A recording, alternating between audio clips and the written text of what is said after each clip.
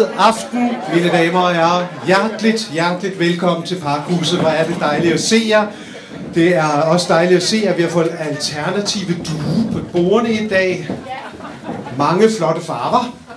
Hold da helt op. Det er dejligt at se jer. Velkommen til Kulturhuset. Parkhuset. Det er jo altså et sted, hvor der foregår rigtig mange ting, men vi kan godt lige have lov til at prale af. For eksempel har der tidligere på dagen været seniorhøjskole, der har været noget, der hedder Pergamano. I aften har vi dette lille arrangement. I lørdags havde vi Allan Olsen på besøg.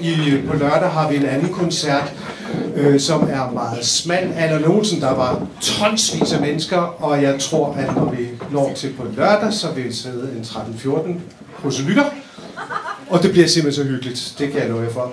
Faktisk er det sådan, at vi har i Parkhuset, som ikke kun er dette lokale, men vi har jo også nogle andre lokaler. Der har været i løbet af i år 1300 forskellige arrangementer. I biblioteket kommer der ca. 170.000 mennesker igennem om året. Det er sgu da noget. Så pas lige lidt på kulturen, ikke? Ja, godt.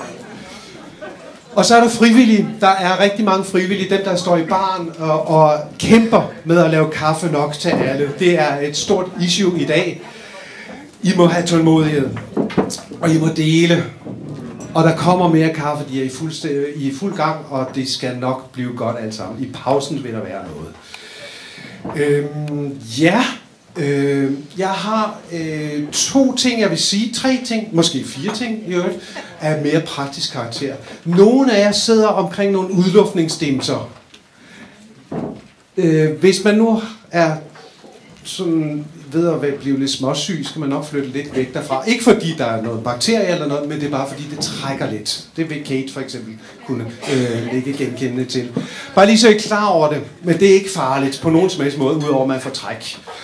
Den anden ting, jeg vil sige, det er, at I skal jo selvfølgelig huske, når aftenen er omme, at tænde for jeres mobiltelefon igen. Ja. Og til allersidst har vi så en festgave, hvis man kan holde det ud. For nu vil jeg lige skitsere aftens forløb. Der er 2 sæt, 2 halvleje, 2 gange 3 kvarter, med et kvarters pause. Og hvor disse... Det er sjovt, når der er kun herrer der. Det var egentlig interessant. Ja. Disse herrer, de vil underholde på bedste vis. Når det er overstået, så har herr Thomas Wivel til de standhaftige sagt, hvis I har lyst, holder vi lige et kvarters pause efter, men så vil han lave et lille stand-up show. Det er sjovt. Og den selv samme herre, det er jo ham, der skal føre os igennem aftenen. Så derfor, Thomas, kom nærmere. Tegn. Mange tak skal I have. Tak skal I have. Niels Bugge. Thomas Wivel. Niels Bugge. Hjørnestenen i Kultur i Odsherred. Jamen, det er rigtigt. Og jeg skal lige, inden vi går i gang med det hele, lige præsentere mig selv. Jeg hedder Thomas Wivel og er stand-up-komiker, så jeg er jo ikke Clemens Kjærgaard. Det vil jeg sige. Og det ved jeg ikke, om det taler til min fordel. Det ved jeg ikke.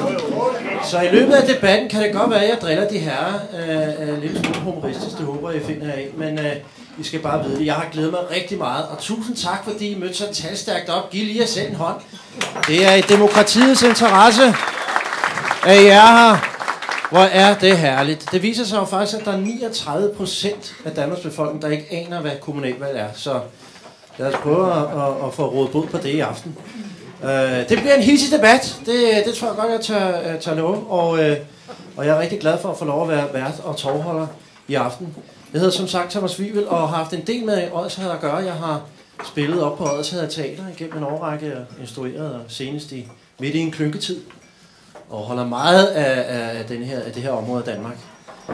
Jeg synes, det er et meget farverigt område. Det er Vi et godt eksempel på, synes jeg faktisk.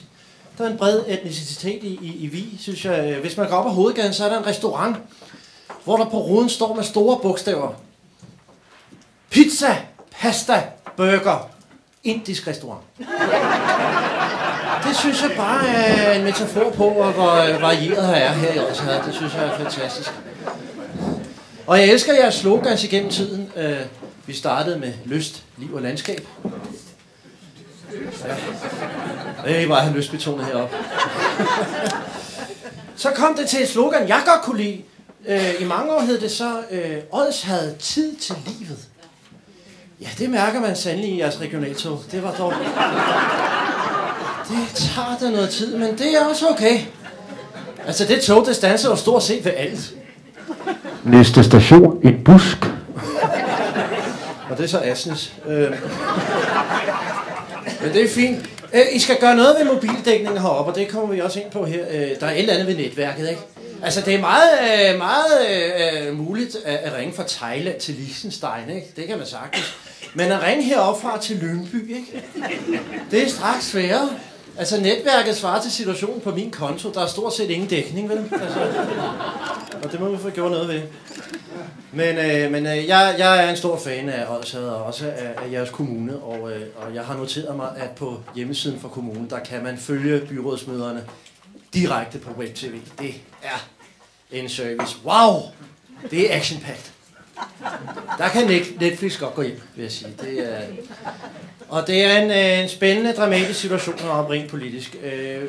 Ved sidste valg i 2009 skete der noget dramatisk på valgaften. Der skete jo det, at den gode Thomas Adelskov konstituerede sig med SF. Han havde ikke mandater nok og var nødt til at alliere sig med Dansk Folkeparti. Det var jo en kontroversiel beslutning. Sten Egede valgte at slutte sig til Thomas Adelskov. Var jo nærmest ved at komme op i korporlig slagsmål med nogle af sine partifæller. Det ville jeg gerne have overvejet. Men under alle omstændigheder, så sikrede Sten Egede sig jo en formandspost, og Sten Egede, du kan jo forklare situationen ved at referere til titlen på Pia Kjærsgaards nye bog og sige, fordi jeg var nødt til det. Men tak skal I have. Det skal vi nok komme nærmere ind på. Jeg vil lige bede jer alle sammen om at stille jeres navneskilt op foran jer.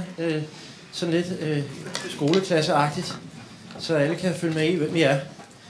Og jeg synes lige, at jeg vil hilse på de forskellige spidskandidater. Lige stille med et par spørgsmål ganske kort, så I kan få et indtryk af, hvem de er, så de kan få varmet stemmerne op. I virkeligheden, så må man jo sige, at byrådet her i Odsherred har jo faktisk klaret det rigtig flot. Der har været en dårlig økonomi i mange år. Den er blevet vendt rundt, og i virkeligheden går det jo rigtig godt. Og Thomas Adelskov, det er så mit første spørgsmål til dig. Går det også rigtig godt her i Odsherred? Ja, du har din egen mikrofon. Ja, sådan er det at være borgmester.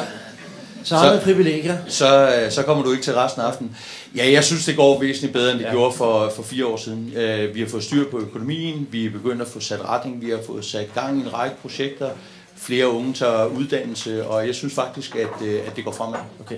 Du håber selvfølgelig på, at det har båret frugt, at du har været borgmester nu her siden 1. januar 2010, og Thomas, nu skal du ikke klippe snoren over, forstår jeg desværre, på den nye rute 21. Det bliver Pia Olsen Dyhr fra SF. Du ser helt... Vidste du det ikke? Jo, det bliver... Du ser helt overrasket ud. Jeg kan betro dig, at jeg får også lov at klippe snoren. Ja. Vi bliver 3, der skal klippe snoren over. Hold da op. Og det er sådan, at når der er en minister involveret, så er det endda sådan, at de har sendt inden for ministeriet sådan en tegning over, hvor vi hver især skal stå og klippe den her snor over. En borgmester fra Holbæk på den ene side af ministeren, og jeg på den anden side, og så skal der stå nogle børn og holde i snoren også. Det bliver festligt. Hvor er det? Det bliver festligt, det kan vi glæde os til. Prøv at skal I klippe samtidig, altså... Ja, jeg tror nok, det bliver sådan 1, 2, 3, og så klipper vi snoren over. Synkronklipning, det er en ny OL-disciplin, vi har fået indført her.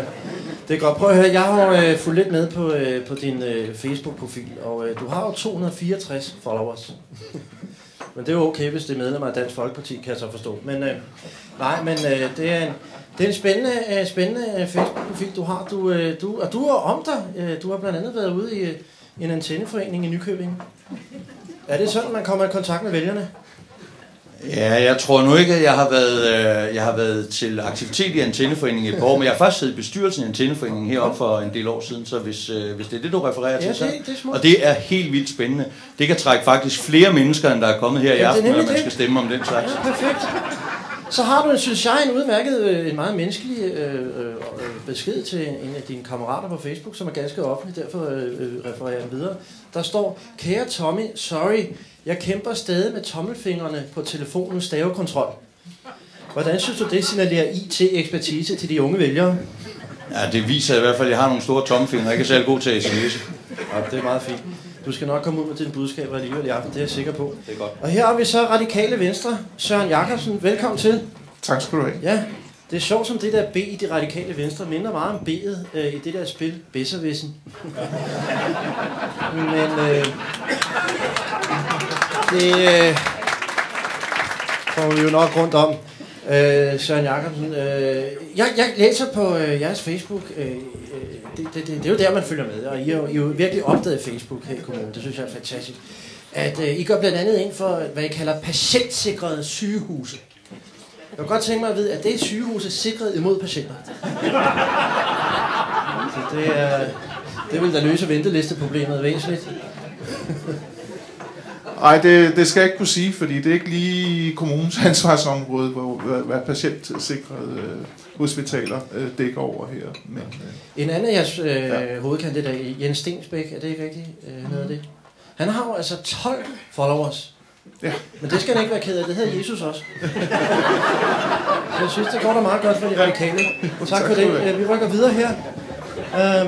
Og her har vi jo så Henrik Nukander Larsen for De Konservative. Velkommen til. Tak skal du have. Du har, jeg kan sige det, men altså på Facebook, det er muligvis, at det er noget helt nyt. 121 followers, det er da meget flot. Og så en rubrik, der hedder 18 taler om dette. 18 i en debat, det er da fint. Og jeg ved, I er jo meget på skatter, og så synes jeg, I har en kioskbasker af et punkt på jeres Facebook. Fri parkering. Vil du forklare det? Det er ikke fri parkering, det hedder færre parkering. Færre parkering? Hvad vil det sige? Det betyder, at man skal have lov til at parkere sin bil, uden man skal have en parkeringsafgift i forruden, hvis man sætter den på en villavej kl. 4 om natten. Sådan, det tror jeg, vi alle sammen kan være enige i. Meget fint. Tak for det. Mine damer, har givet lige de tre afstillet her forløbet en meget stor hånd.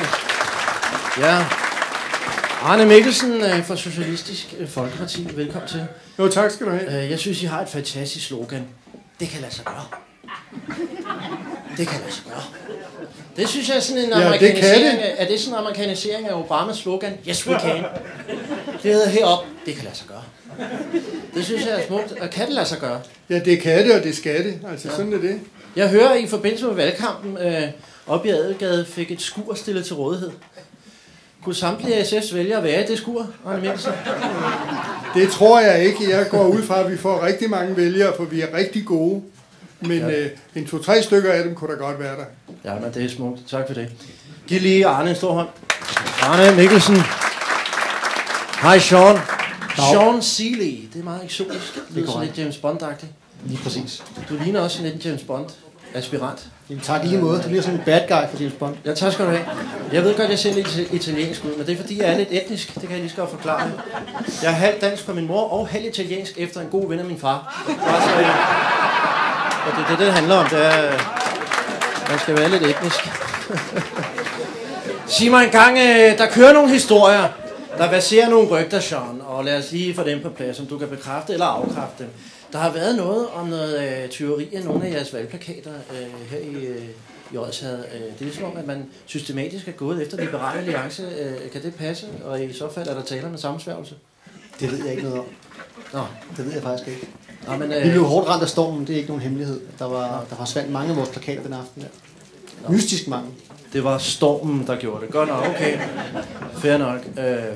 Sean, må jeg lige spørge dig, fordi det interesserer mig, sådan en Liberal Alliance. Synes du, det er en god klub at være med i her? Er det dejligt at være en del af den her klub? Altså, jeg respekterer dem alle sammen jo, som mennesker og individer. Så det vil jeg sige, det er en meget god klub at være en del af. Det er jo vigtigt, at vi alle sammen har lov til at tale vores sag og har lov til at sige vores mening. Det var en meget politisk korrekt svar, Sean. Ja. Det kan vi kun være enige med dig i. Men føler du dig velkommen til valgmøderne? Nej, ikke helt. Nej, det er det, jeg mener. Det er ligesom det, jeg fiskede efter. Der går nogle historier om, at det radikale Venstre og Liberale Alliance nærmest må snige sig ind til valgmøderne. Kan det passe? Jeg tror, vi sparkede døren ind. I sparkede døren ind? Sådan, det er Liberal Alliance værdier. Det er Joachim B. Olsen også god til, det ved jeg. Der er ikke nogen grund til at gå stille med dørene, når det handler om vores demokrati. Jeg synes, det er meget... Det er ærgerligt, at man holder valgmøder uden at invitere alle partierne. Og jeg er selvfølgelig glad for, at vi sidder så mange her i aften. Vi mangler faktisk kun én. Hvem er det? Nå, det glemte ja. For liste otium, tror jeg. Ja, det kan være, de fik udgangstilladelse. Ja, han er i gang med at nyde sit otium, åbenbart, siden han kunne være her i aften. Men det er fair nok. Sean, jeg har set på din Facebook, og jeg ved ikke, hvordan du synes, det signalerer modenhed, men der er et billede af dig i et træ i en klatrepark. Ja. Hvem er det, du vil ud til med det billede? Det er et godt spørgsmål. Det er de actionorienterede unge mennesker. Men måske er Liberal Alliance i en stor klatrepark i virkeligheden, så det er måske meget symbolsk. Jeg synes, det er fint. Giv lige Sean en meget stor hånd. Giv lige Sean en stor hånd. Tak for det. Roland Petersen fra Odsherredlisten. Jeg synes jo, Odsherredlisten, der er noget heroisk over Odsherredlisten. Det er, jeg synes, noget heltemodigt, noget pioneragtigt, noget rebelsk, jeg godt kan lide. En af jeres kandidater, Johnny Christensen, jamen han var på et tidspunkt medlem af Socialdemokratiet heroppe. Indtil man lukkede en folkeskole i Nørre Asmindrup. Så havde Johnny det sådan, det bliver ikke på min vagt. Not on my shift, sagde Johnny og meldte sig ud. I protest imod det, og det synes jeg godt, man kan tilslutte sig.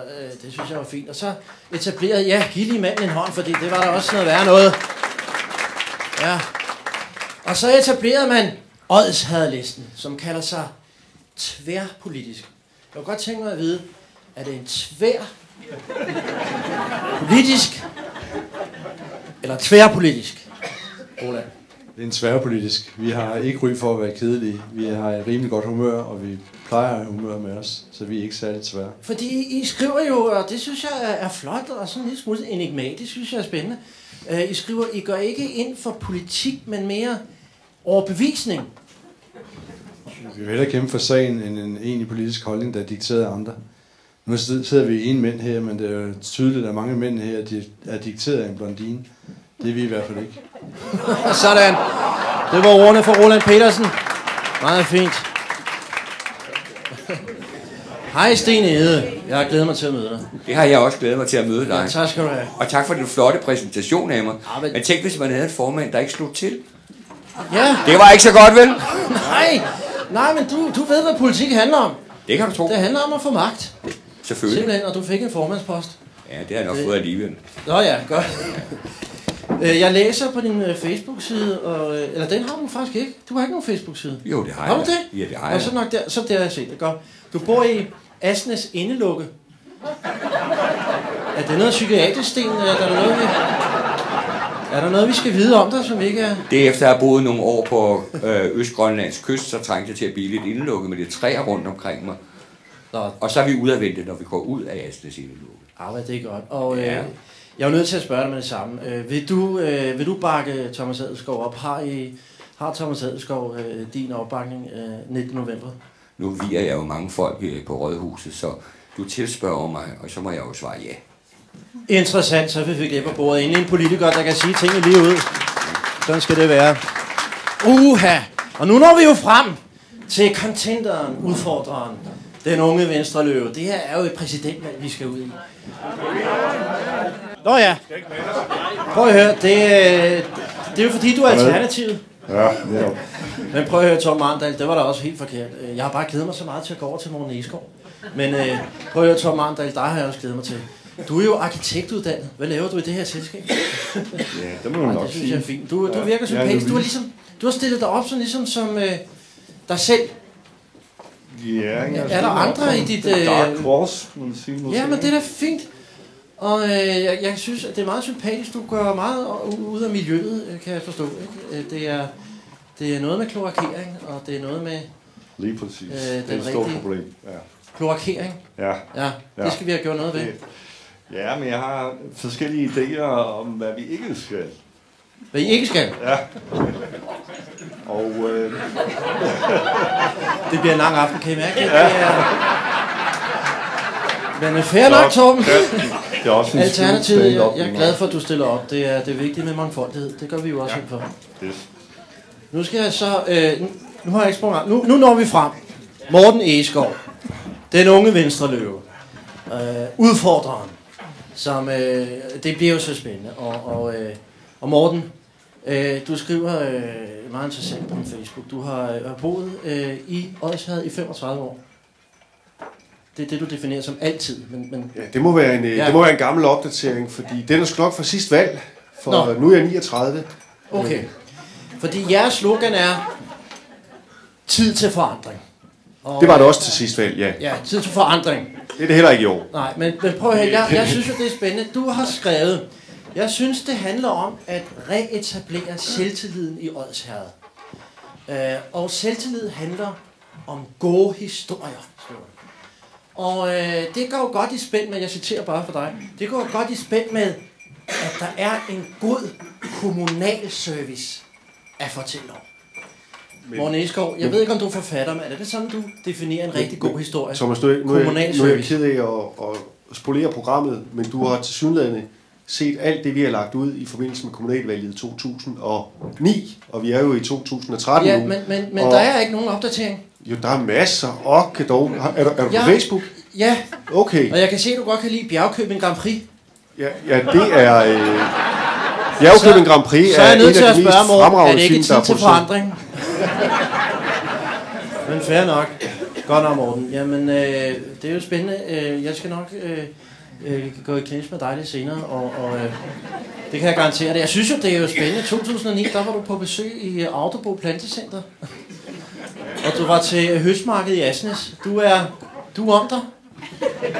Ja, det der er interessant ved sådan et sted som Autobo Plantecenter, som indehaveren sagde, der var på besøg, det er, jeg sælger ikke noget, som folk dybest set ikke kan undvære. Men det er jo også noget, der bidrager til omsætning her i kommunen, ikke? Jo, men helt bestemt. Jeg synes bare, det viser en meget varieret borgmesterkandidat her. Både plantecenter og høstmarked. Det er godt gået. Mine damer og herrer, Morten Egeskov, det bliver spændende.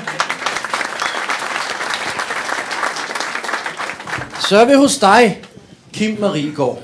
Og du stiller op for Enhedslisten, og det synes jeg er smukt. Du er bibliotekar. Hvis du nu får rigtig meget indflydelse, hvordan vil du så kunne kombinere det med at være bibliotekar? Det forstår jeg ikke lige, hvad du vil. Du har jo godt arbejde, du vil jo gerne gøre dig gældende rent politisk. Kan du overskue bibliotekar må vel også godt gøre sig gældende politisk. Jamen, så afgjort. Og Enhedslisten, jeg vil spørge, er du lige så rasende som Johannes Schmidt-Nielsen? Jeg kan måske godt blive, men jeg tror, jeg er lidt mere stille. Jeg stammer fra Nordjylland, så deroppe, der er vi rasende på en mere stille måde. Hvor er det smukt. Mine damer og herrer, Kim Mariegaard fra Enhedslisten, også repræsenteret. Prøv at høre, jeg skal prøve at tøjle disse her 10 pragtfulde kombattanter, og derfor må jeg sige, hvis jeg afbryder jer, så er det fordi, vi skal nå rundt om så mange emner som muligt, som kan interessere så mange af vælgerne som muligt. Jeg håber, jeg har forståelse for dette. Jeg synes, vi skal kaste os ud i aftens første overskrift, som jeg har valgt at kalde Rute 21. Det er jo det store samtaleemne, og det kan jo også være stærkt fornyende for os her. Men hvad vil man egentlig bruge Rute 21 til? Thomas Adelskov, jeg starter med at spørge dig. Hvad vil du bruge Rute 21 til? Jeg tror, jeg vil bruge den som alle andre til at køre på. Det er i hvert fald det, der er hovedformålet. Men vi får jo med den nye vej, så får vi nogle helt andre muligheder for også at kunne tiltrække nogle virksomheder og nogle borgere, som gerne vil pendle til og fra Odsherred. Vi ligger, når alt kommer til alt, så ligger vi jo med en timeskørsel fra København og en timesejlads fra Aarhus, så vi ligger sådan set midt imellem Danmarks 2 største byer. Det potentiale har vi ikke været gode nok til at udnytte. Man kan altid diskutere færgepriser og hvad de betyder, men jeg tror også det der med, at man kan komme til og fra Odsherred hurtigt, ikke skal holde i lange køer eller snegle sig igennem byerne op igennem Herred, at det betyder noget. Så den nye vej, som i øvrigt kommer til at hedde Odsherredvejen og ikke skal hedde Rute 21, den glæder vi os rigtig meget til. Og hænger det sammen med det nye slogan for Odsherred, som jeg jo glemte at nævne. Det nye slogan er Vejen til Odsherred. Det skal nok få beboere til at vælte over kommunegrænsen, det slogan, det er helt sikkert. Men det slogan, det hænger jo sammen med, det er ikke et nyt slogan, det er en kampagne, vi kører for at tiltrække virksomheder og borgere. Og vi har faktisk henvendt os til en masse, der bor her i kommunen, nogen der har flyttet til, og nogen der har boet her altid, virksomheder, som har slået sig ned, for at fortælle den historie om, hvorfor er de i Odsherred, hvad vil de anbefale andre at gøre, hvad er det, de tænker om den egen, de bor i. Så det er branding, eller sagt på en anden måde, det er god gammeldags reklamer for Odsherred. Det ser udmærket, men skal der ikke mere til en motorvej til at skaffe interesse? Skal der ikke mere end en motorvej til at skaffe folk til Odsherred? Der må være delte meninger om den sag. Ja, jamen jeg går bare rundt med mikrofonen, det tror jeg er det nemmeste. Okay. Jo, selvfølgelig skal der til. Der skal erhvervs... vi skal ikke spise den, jo. Der skal tilføres noget nyt erhverv op til. Vi får reale muligheder. Jeg går op med sådan en lille tanke om, at vi kunne lave noget, der hedder Medicon Valley. Vi har jo Lundbæk i Lumsås. Novo udvider voldsomt i Kalundborg. Hvorfor kunne Novo ikke lægge en afdeling i Odsherred? Hvad med togdrift og busdrift, kollektiv trafik? Hvad med infrastrukturen? Skal der gøres noget ved den? Er den tilfredsstillende nok? Nej, jeg synes, at vi skulle på de korte strækninger på togene skulle vi halvere billetprisen. I gamle dage med klipkort kunne man rejse en time frem og tilbage for 10 kroner. Nu koster det 20 kroner, 22 kroner for at være nøjagtigt, hvis man skulle rejse fra Nørres Mindre til Vig, ikke? Det er et smæk med flyvesmækkerne på og så på tur også. Så en halvering af billetprisen? Ja. Ja. Hvad med busdriften? Ja, hvad siger Sean? Men angående de der priser, da jeg var lille og flyttede hertil som 4 år, der kostede en busbillet 2 kroner. Så prisen stiger hele tiden, det kan vi ikke gøre noget ved. Nu får vi en ny vej, som giver os mulighed for at komme til København på en time. Og jeg tror altså, at flere borgere end i dag vil vælge at tage bilen til, hvor de skal hen, også til København. Så vi skal selvfølgelig fokusere mere på nogle bedre veje. Nu tænker jeg simpelthen på infrastrukturen i Odsherred, altså, fordi det giver jo også en dynamik, at den er i orden. Er den tilfredsstillende? Er busdriften tilfredsstillende? Hvad siger Arne Mikkelsen? Jamen, den er ikke tilfredsstillende. Vi prøvede jo også, da vi fik frikommunerettighederne, om vi kunne få lov til at lave vores egen model. Det fik vi desværre afslag på i første omgang, men vi arbejder videre, og det er billigere offentlig transport. Og jeg så gerne som SF'er, at vi måske også fik et spor direkte fra Asnes og til Holbæk, sådan så det kun behøver at tage en time at komme ind til København, når det hele kommer til at køre rigtigt. Men altså, vi skal udbygge også den kollektive trafik. Ja, meget fint. Arne Mikkelsen, ja, hvad siger der blev markeret herovre fra Kim Mariegaard? Nå, men altså, jeg vil bare også sige det med, at jeg synes ikke, det er nok med rute 21. Vi skal simpelthen have udviklet den kollektive trafik, og vi skal have gjort den kollektive trafik billigere, så man faktisk også dem, der ikke er bilene, kan komme hurtigt frem og kan arbejde uden for kommunen. Ja, er det ikke også et spørgsmål, hvis man vil have de unge ud til kulturtilbudene, hvis man vil have de unge i gang i kommunen, at man ligesom giver dem nogle bedre muligheder med kollektiv trafik? Morten? Altså problemet er jo, at vi er tvangsindlagt til at købe vores busdrift hos et selskab, der hedder Movia. Vi sendte en frikommuneansøgning til Indenrigsministeriet og bad om lov til at etablere vores eget trafikselskab. Det fik vi nej til. Det betyder, at vi er bundet til Movia, som kører med nogle store tomme busser, som har nogle enorme administrationsudgifter. Og vi kunne, hvis vi fik lov til at lave vores eget trafikselskab, køre med nogle mindre busser, og vi ville kunne sælge et årskort til alle borgere i kommunen for måske 300-400 kroner for et helt års forbrug, og have den samme økonomi, som vi har hos Movia nu. Men det kræver altså en mere imødekommende indenrigsminister og måske også transportminister. Må jeg så ikke sige omkring rute 21? Bare lige et lille tal. Altså, der er jo utrolig mange mennesker i den her kommune, der kører til hovedstadsregionen og henter deres indtægt og betaler skat. Vi flytter fra hovedstadsregionen til Region Sjælland hvert år netto 40 milliarder kroner i indtægt, som der bliver betalt skat af i Region Sjælland. Det er altså en rigtig stor andel af vores økonomi, der skal hives hjem af den nye rute 21. Hej Sten. Ja, giv manden en hånd, hvis man vil det.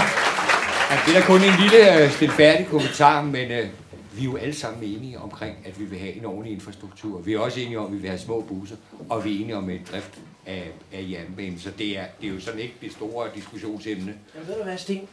En ting, jeg så synes, vi skal hoppe over i, det er noget, som faktisk jeg kan se, I har gjort meget af. Den kommunale service. Og jeg ved for eksempel, at de påtænker at etablere en hurtigskranke på Rådhuset. Er det rigtigt? Det er fuldstændig rigtigt. Vi vil gerne have én indgang til borgerne, således at når de kommer til Rådhuset, bliver de ekspederet med det samme og får anvisning på, hvordan de kommer igennem systemet. Vi er trætte af, at man går og venter så længe. Det er et af vores valgprogrammer. Sådan. Thomas, I har jo det sted, noget, I kalder en taskforce på kommunen. Det lyder sådan helt Rambo-agtigt. Hvad vil det sige, en taskforce? Vi har sagt, at det, vi synes, man skal gøre, det er, at vi synes, at vi skal nedsætte en gruppe, som skal prøve at arbejde noget mere med vores erhvervspolitik. Og den taskforce, den er sådan, at hvis en virksomhed henvender sig til kommunen og siger, vi vil gerne slå os ned her, eller vi vil gerne udvide, ja, så samler vi de relevante folk fra de relevante fagcentre, og så bliver de sat om det samme bord, sådan at de kan løse opgaven så hurtigt som muligt. Så man ikke bare skubber tingene frem og tilbage imellem hinanden. Må jeg lige sige til det forslag, Sten har, at jeg tænker sådan set, at man kunne måske bruge vores biblioteker. Altså nu har vi her i forbindelse med kommunevalget, der udnytter vi bibliotekerne til, man kan stemme her. Man kunne måske forestille sig, at i stedet for, at alle skal bevæge sig hen til det samme rådhus, at der var nogle funktioner, vi godt kunne lægge ud på vores biblioteker, og den måde bringe, rådhuset tættere på den enkelte borger. Så kunne man måske også der bestille tid, hvis det var en mere kompliceret sag, med en sagsbehandler et andet sted. Interessant. Interessant, ja. Søren Jakobsen, du markerede lige. Ja, det var vedrørende den der taskforce. Den virker jo så beklageligvis ikke, fordi der er jo stor utilfredshed her i kommunen fra erhvervslivets side med hensyn til den service, som kommunen yder. Så det vil sige, at de vil jo ikke råde andre virksomheder til at bosætte sig i Odsherred. Det er jo selvfølgelig noget, vi politisk må gøre noget aktivt ved. Jeg er nødt til lige at hoppe videre til et centralt punkt, fordi det her med at lokke erhvervslivet til Odsherred, det er selvfølgelig væsentligt. Og en taskforce og en hurtigskranke kan jo være tiltag, der kan øge dynamikken i den sammenhæng. Men vi er jo nødt til at hoppe lige ud i det. Jeres IT-dækning, altså dækning, mobilmaster osv. Er der nogen af jer, der kan komme med en plan for udvidelse af de funktioner? Altså faktisk har vi besluttet i kommunen, at vi vil stille arealer til rådighed for teleselskaberne, så de kan sætte nogle master op, så vi kan få lov at snakke i mobiltelefon til Lyngby for eksempel. Ja. Ja, for det er ikke her, NSA skal op og deres hovedkvarter, det er helt sikkert. Det var godt. Ja, det er godt. Så IT-dækning og IT, det hele taget IT-området, det vil man gerne udbygge. Er der nogen, der har nogle udbyggende kommentarer? Ja, Thomas? Altså, vi kan gøre noget som kommune ved at stille arealer til rådighed. Vi er også i kontakt med et enkelt firma, som har henvendt sig. Det er nu ikke telefonidækning, men handler mere om wifi, altså bredbåndsforbindelse til trådløs ud. Men vi snakker også med Erhvervsrådet, de holder en konference i december måned, og snakker med dem om ikke man kunne lave sådan en indkøbsforening, altså hvor at de erhvervsdrivende opgik sammen og så sagde til teleselskaberne, det handler ikke kun om pris, men det handler også om dækning. Det samme agter vi at gøre i kommunen, når vi næste gang skal udbyde vores telefoni, det er at sige, det handler ikke kun om at få den laveste pris, det handler også om at få en ordentlig dækning, fordi det nytter ikke noget, der står en hjemmehjælper et eller andet sted ude i et sommerhusområde og skal op på en stor stup for overhovedet at kunne få kommunikationen ned. De har jo sådan nogle PDA'er, de går rundt med derude. Så der, på den måde kan vi som kommune gøre noget, og erhvervslivet, tror jeg, som også er ved at samles omkring det her, tror jeg også kan gøre noget. Det kan få det er stærkt. Og det er jo så meget beregnet på erhvervslivet, kan man næsten regne ud. Men hvad med de unge? Altså, hvad med de unge i kommunen?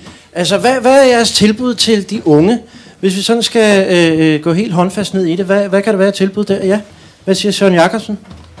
Nu får det jo den der meget omtalte rute 21, så de kan komme væk fra Odsherred. Og det er der selvfølgelig mange... Det er vel ikke hensigtsmæssigt? Nej, det er det ikke, men jeg har nu det synspunkt, at selvfølgelig skal de unge jo ud for videreuddanne, så vi går ind for højere uddannelse i det radikale venstre. Men vi vil også gerne have dem tilbage igen, selvfølgelig. Det er vores... I snakker meget om, at I lytter til borgerne i det radikale venstre. Lytter I også til de unge? Ja, i høj grad. Jeg arbejder selv på en ungdomsinstitution, så det må vi sige. Det er meget stærkt, godt. Hvad er der nogen, der har nogle andre tiltag til de unge her i Odsherred Kommune? Ja, jeg kan da godt sige, at vi i Kulturudvalget har været primus motor i 2 ungdomshuse her i kommunen. Et i Nykøbing og et i Asnes, som er velbesøgte og som syder aktivitet. Og det synes jeg, der er meget imødekommende over for de unge. Hvad med kontrollen fra byrådet af? Altså, hvordan vil den gøre sig gældende?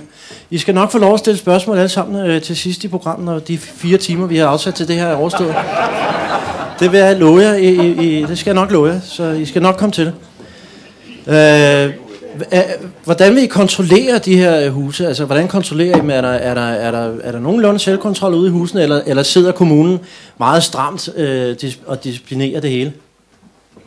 Jeg tror lige, vi er herovre. Ja, altså vi har lavet noget, der er bygget op omkring det, der i gamle dage hed ungdomsskole, som hedder Ung i Odsherred. Og der er selvfølgelig ansat nogle få mennesker til at ligesom holde fast i, at tingene bliver åbnet og lukket og så videre. Men ellers så er det et meget tæt samarbejde med de unge, der sådan set er ryggraden i det her samarbejde, som har udviklet sig helt fantastisk i forhold selvfølgelig også til et sådan rimelig lavt punkt. Men det går faktisk rigtig godt. Det er godt. Og ja, Morten? Det er bare en hurtig, fordi hver gang vi snakker unge, så snakker vi ungehuse, unge i Odsherred, og det er også fint og godt. Jeg synes, det er vigtigt, når vi taler ungdomspolitik, og også taler om vores foreninger. Det er trods alt der, vores unge, rigtig mange af vores unge tilbringer rigtig meget af deres tid. Og der kunne vi godt være bedre, både med hensyn til faciliteterne og tilskudsmulighederne. Det er jo det, at de tilbringer langt størstedelen af deres fritid. Nu har jeg jo dig her, Morten, og så kunne jeg godt tænke mig at hoppe over i kulturen. Det skal vi jo også runde, og jeg kan forstå, at du synes på en eller anden led, der bliver brugt for mange ressourcer på kultur i forhold til undervisning for eksempel. Vil du uddybe det? Nej, for det er forkert, så det bliver svært. Men vores synspunkt er generelt... Jeg kan mærke, at min research på Morten ikke er helt i top. Det beklager jeg meget. Det er bare venstre. Det er jeg ked af. Venstre skifter ikke standpunkt, det skifter holdning, eller også er det omvendt. For jeg mener altså, det var det, der stod i hvert fald i 2009. Nu forstår jeg bedre dit slogan, tid til forandring. Det vil jeg sige, Morten. Men jeg beklager, hvis jeg tager fejl, men kan du så ikke udbygge for os? Hvad mener du om ressourcerne til kulturen i Odsherred? Er det i orden, eller skal der mere til, eller skal der spares? Helt overordnet, så har vi en prioritering, der hedder, vi vil bruge færre penge på administration, vi vil effektivisere til det tekniske område, og vi vil flytte pengene, jeg når til kulturen, vi vil flytte pengene til børn, uddannelse, ældre. Kulturen ligger for os midt imellem. Vi synes, den ligger på et fornuftigt niveau. Vi har haft nogle diskussioner i kulturudvalget omkring vægtningen inden for kulturområdet. Altså, skal det vægtes imod det frivillige idræts- og foreningsliv, eller skal det vægtes mere over mod eksempelvis biblioteker, teater osv.? Og der skal der ikke være nogen hemmelighed, at i Venstre, der har vi sådan et ret stort hjerte, der banker for det frivillige forenings- og idrætsliv. Det er meget smukt. Giv lige Morten en hånd for den. Ja. Så er der jo et andet område, jeg synes vi... Jamen værsgo, Sean, du får lov at lukke den kulturdebat. Fordi kultur er jo mange ting, og det er også at gå ud fredag og lørdag aften. Ja. Og det havde vi engang rigtig meget af heroppe. Og så fik man så indført flextrafik og fik dræbt vores taxaer stort set. Vi vil gerne have taxaen tilbage, og sørge for, at de unge kan komme hjem om aftenen efter de har været i byen. Og så havde taxa, det skal etableres? Yes. Sådan. Jeg tror, vi er nødt til at hoppe videre, fordi der er jo et stort område her, som interesserer mange også, så er jeg helt sikker på. Det er det her med Geoparken. Geoparken, det er jo det nye sort i Odsherred. Det bliver ikke mere hipt end Geoparken. Det er muligvis den første naturpark, der får lov at blive etableret, og I er forgangskommune på det område, det er da stærkt. I øvrigt kaldt en frikommune, er I klar over det? Det er et spændende eksperiment, og Geoparken synes jeg er meget spændende. Men, og jeg ved godt, man skal ikke tale dårligt om Geoparken, så taler man dårligt om Odsherred, det er jeg godt klar over. Det er jo nærmest synonym med Odsherred, men jeg kunne godt tænke mig at vide, Geoparken, hvad er det egentlig for noget? Thomas, vil du svare på det spørgsmål? Jamen, Geoparken, det er en fælles fortælling om alt det, vi har i Odsherred. Det er en fortælling om vores geologi, altså hvordan istiden skabte vores landskab, om den natur, der er skabt, om de mennesker, der er kommet hertil, om solvognens fund, og i øvrigt, hvordan den blev smidt i en mose, og hvorfor den gjorde. Men det er også fortællingen om de kunstnere, der er kommet hertil på grund af naturen, på grund af den geologi, vi har, og så om vores fantastiske fødevarer i Odsherred, som du formodentlig smisker dig med, når du er på besøg inde på Noma. Så Geoparken er sådan... Jeg har en tid om 3 år. Geoparken er sådan en samlet fortælling om alt det, vi har i Odsherred, alt det, vi kan. Så det er sådan set en egnsfortælling. Og så kan vi jo se, at de steder, hvor man har geoparker, der betyder det meget for turisme, men det betyder faktisk også meget for nogle af produktionserhvervene. Altså for eksempel sådan nogle producenter af fødevarer, som kan brande sig med, at nu er det produceret i geoparken. Så vi har rigtig store forventninger til det. Vi søger jo her sidst i denne her måned, så godkender byrådet ansøgningen, og så bliver vi godkendt næste år, og så giver vi gas. Sådan. Det vil du gerne stå for, kan jeg mærke. Ja. Er vi alle sammen enige i geoparken? Hvad siger Morten herovre? Jeg tror ikke, der er nogen, der er decideret mod Geoparken, men der er nok lidt gradsforskel på, hvor stor vægt vi tillægger den, og hvor meget vi tror på, det kan flytte. Geoparken er jo indpakning. Geoparken er et UNESCO-stempel, og det er godt og fint, og det kan formentlig skabe opmærksomhed, og det kan formentlig også skabe lidt vækst og omsætning. Men hvis ikke vi får lidt bedre styr på vores kommune, selve indholdet, hvis ikke vi får en bedre pleje af vores grønne områder, få slået vores grøftekanter, få bedre veje osv., og det skændes vi jo meget om, hvordan vi gør det, så bliver den der Geoparken snydepark, Det er for der er jo mange miljømæssige udfordringer i Odsherred. Et stort problem, forstår jeg, det er strandrensning. Strandrensning.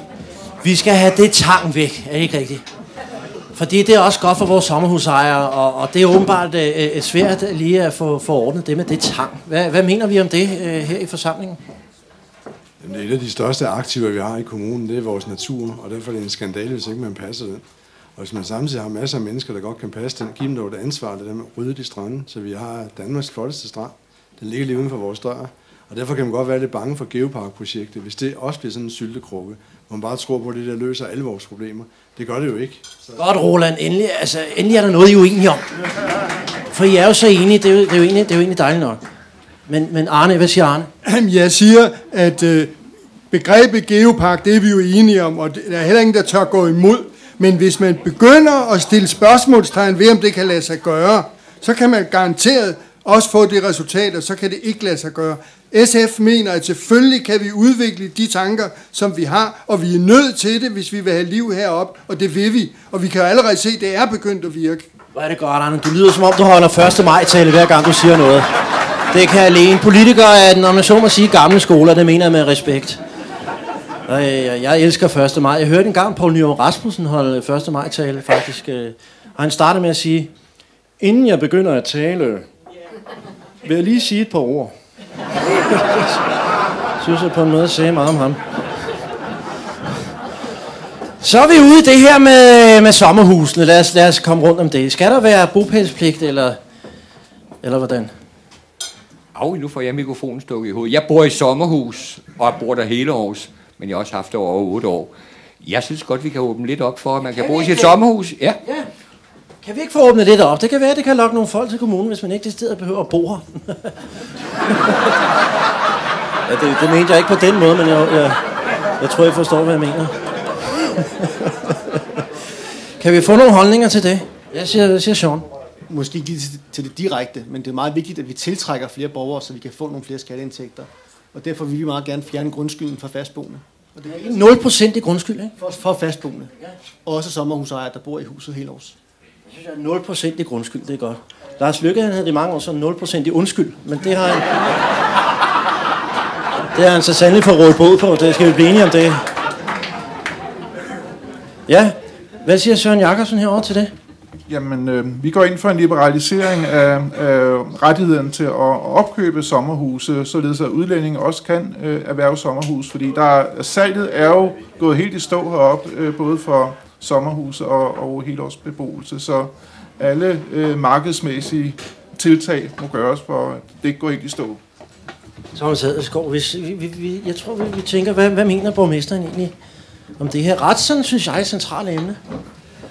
Altså, jeg tror, man skal passe på med... For det første så er reglerne jo sådan, at efter 5 år kan man få dispensation til at flytte ind i sit sommerhus, hvis man er pensionist. Det gør vi efter 5 år, så vi følger reglerne. Vi er så fleksible, som vi overhovedet kan være. Spørgsmålet om man skulle gå ind og prøve at presse på for en lovgivning om, at man bare kan flytte ind i sit sommerhus, så får vi jo ikke solgt helårshusene. Og det synes jeg faktisk, vi har brug for. Vi har brug for liv i vores lokalsamfund.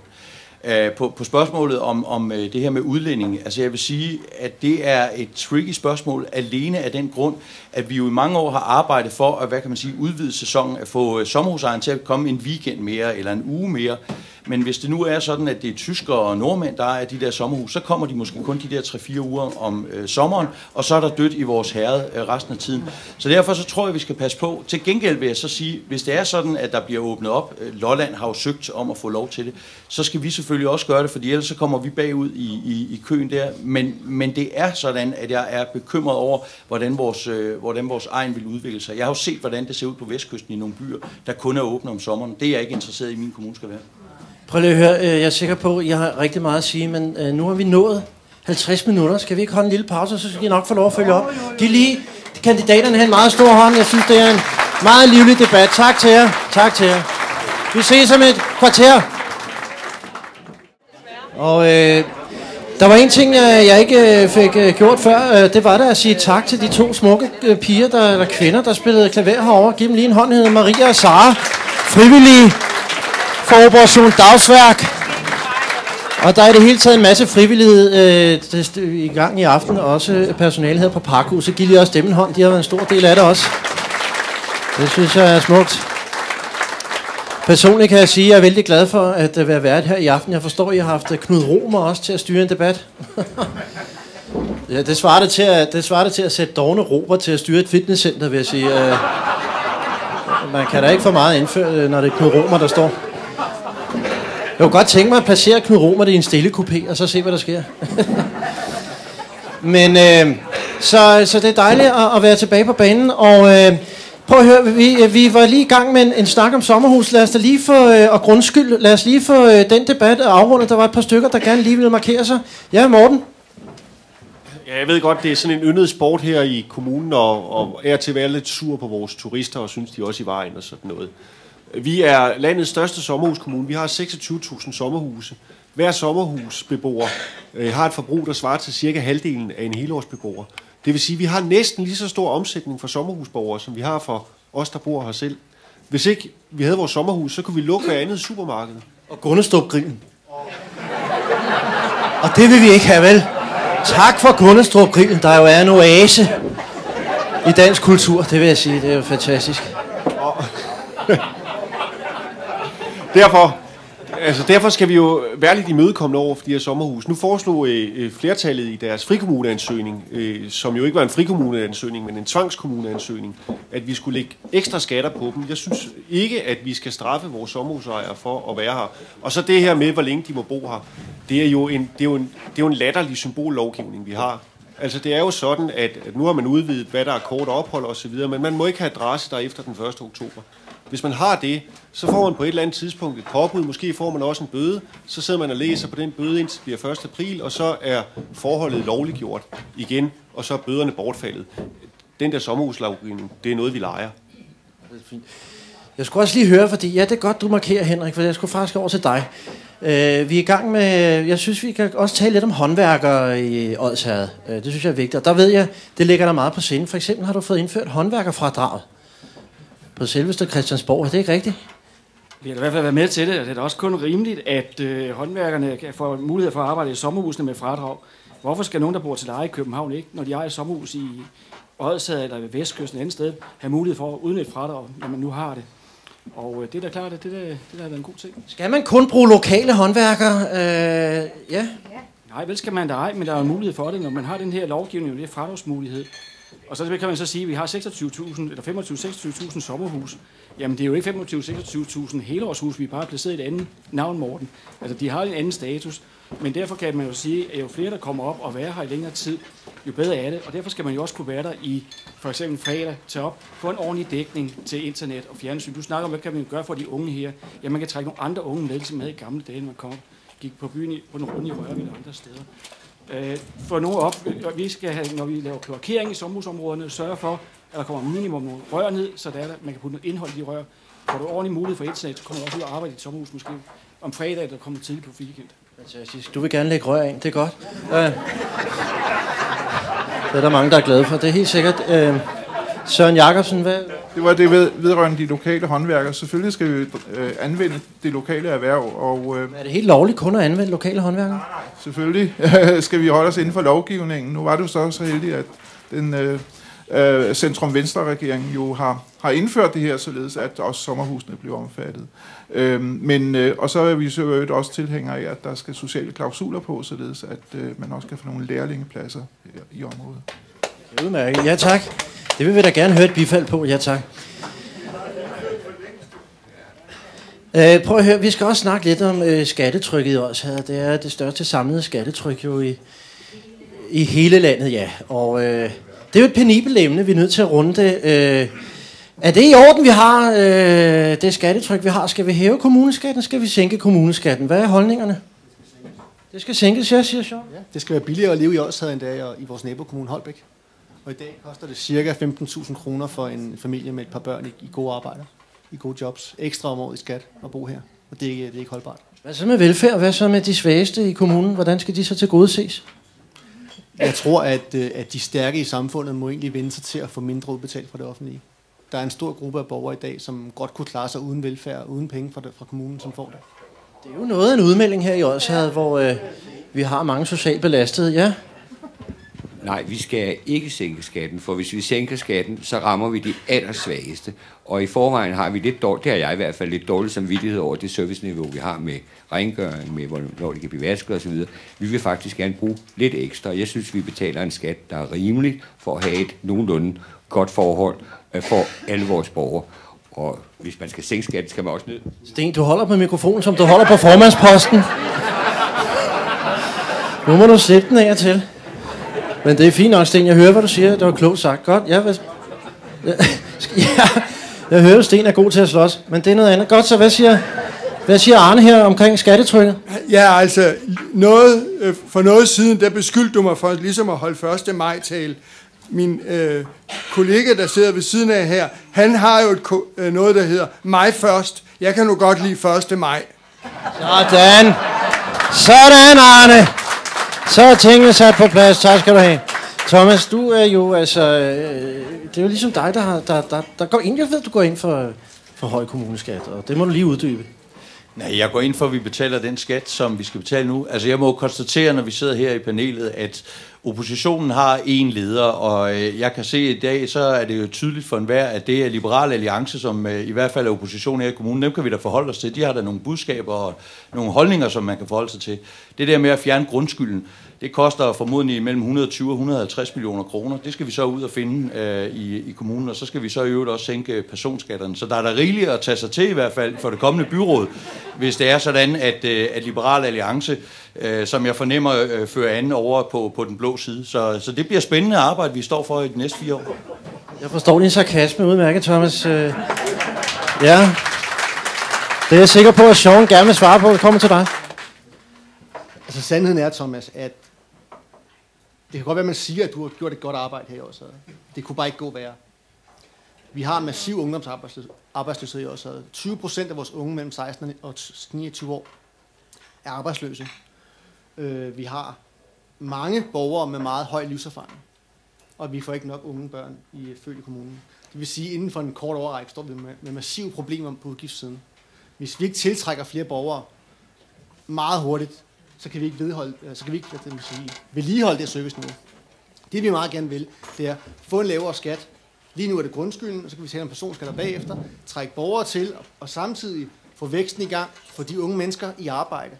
Vi skal ikke flytte særlig mange unge mennesker fra kontanthjælp til arbejde i det private erhvervsliv. Det kan være restauration, natteliv, håndværkere, altså hurtige jobs, turisme, før at det giver mening det her. Der skal ikke særlig meget til. Udmærket, Morten. Det må du have en reaktion på. Ja, du sagde, at vi har Danmarks højeste skat. Det er jo egentlig lidt en underdrivelse. Vi har verdens højeste skat. Og så kan vi læne os tilbage og sige, at det er ikke fantastisk, at vi 33.000 borgere er blandt de 7 milliarder i verden, og vi har den højeste skat, så er der noget, vi er nummer 1 i.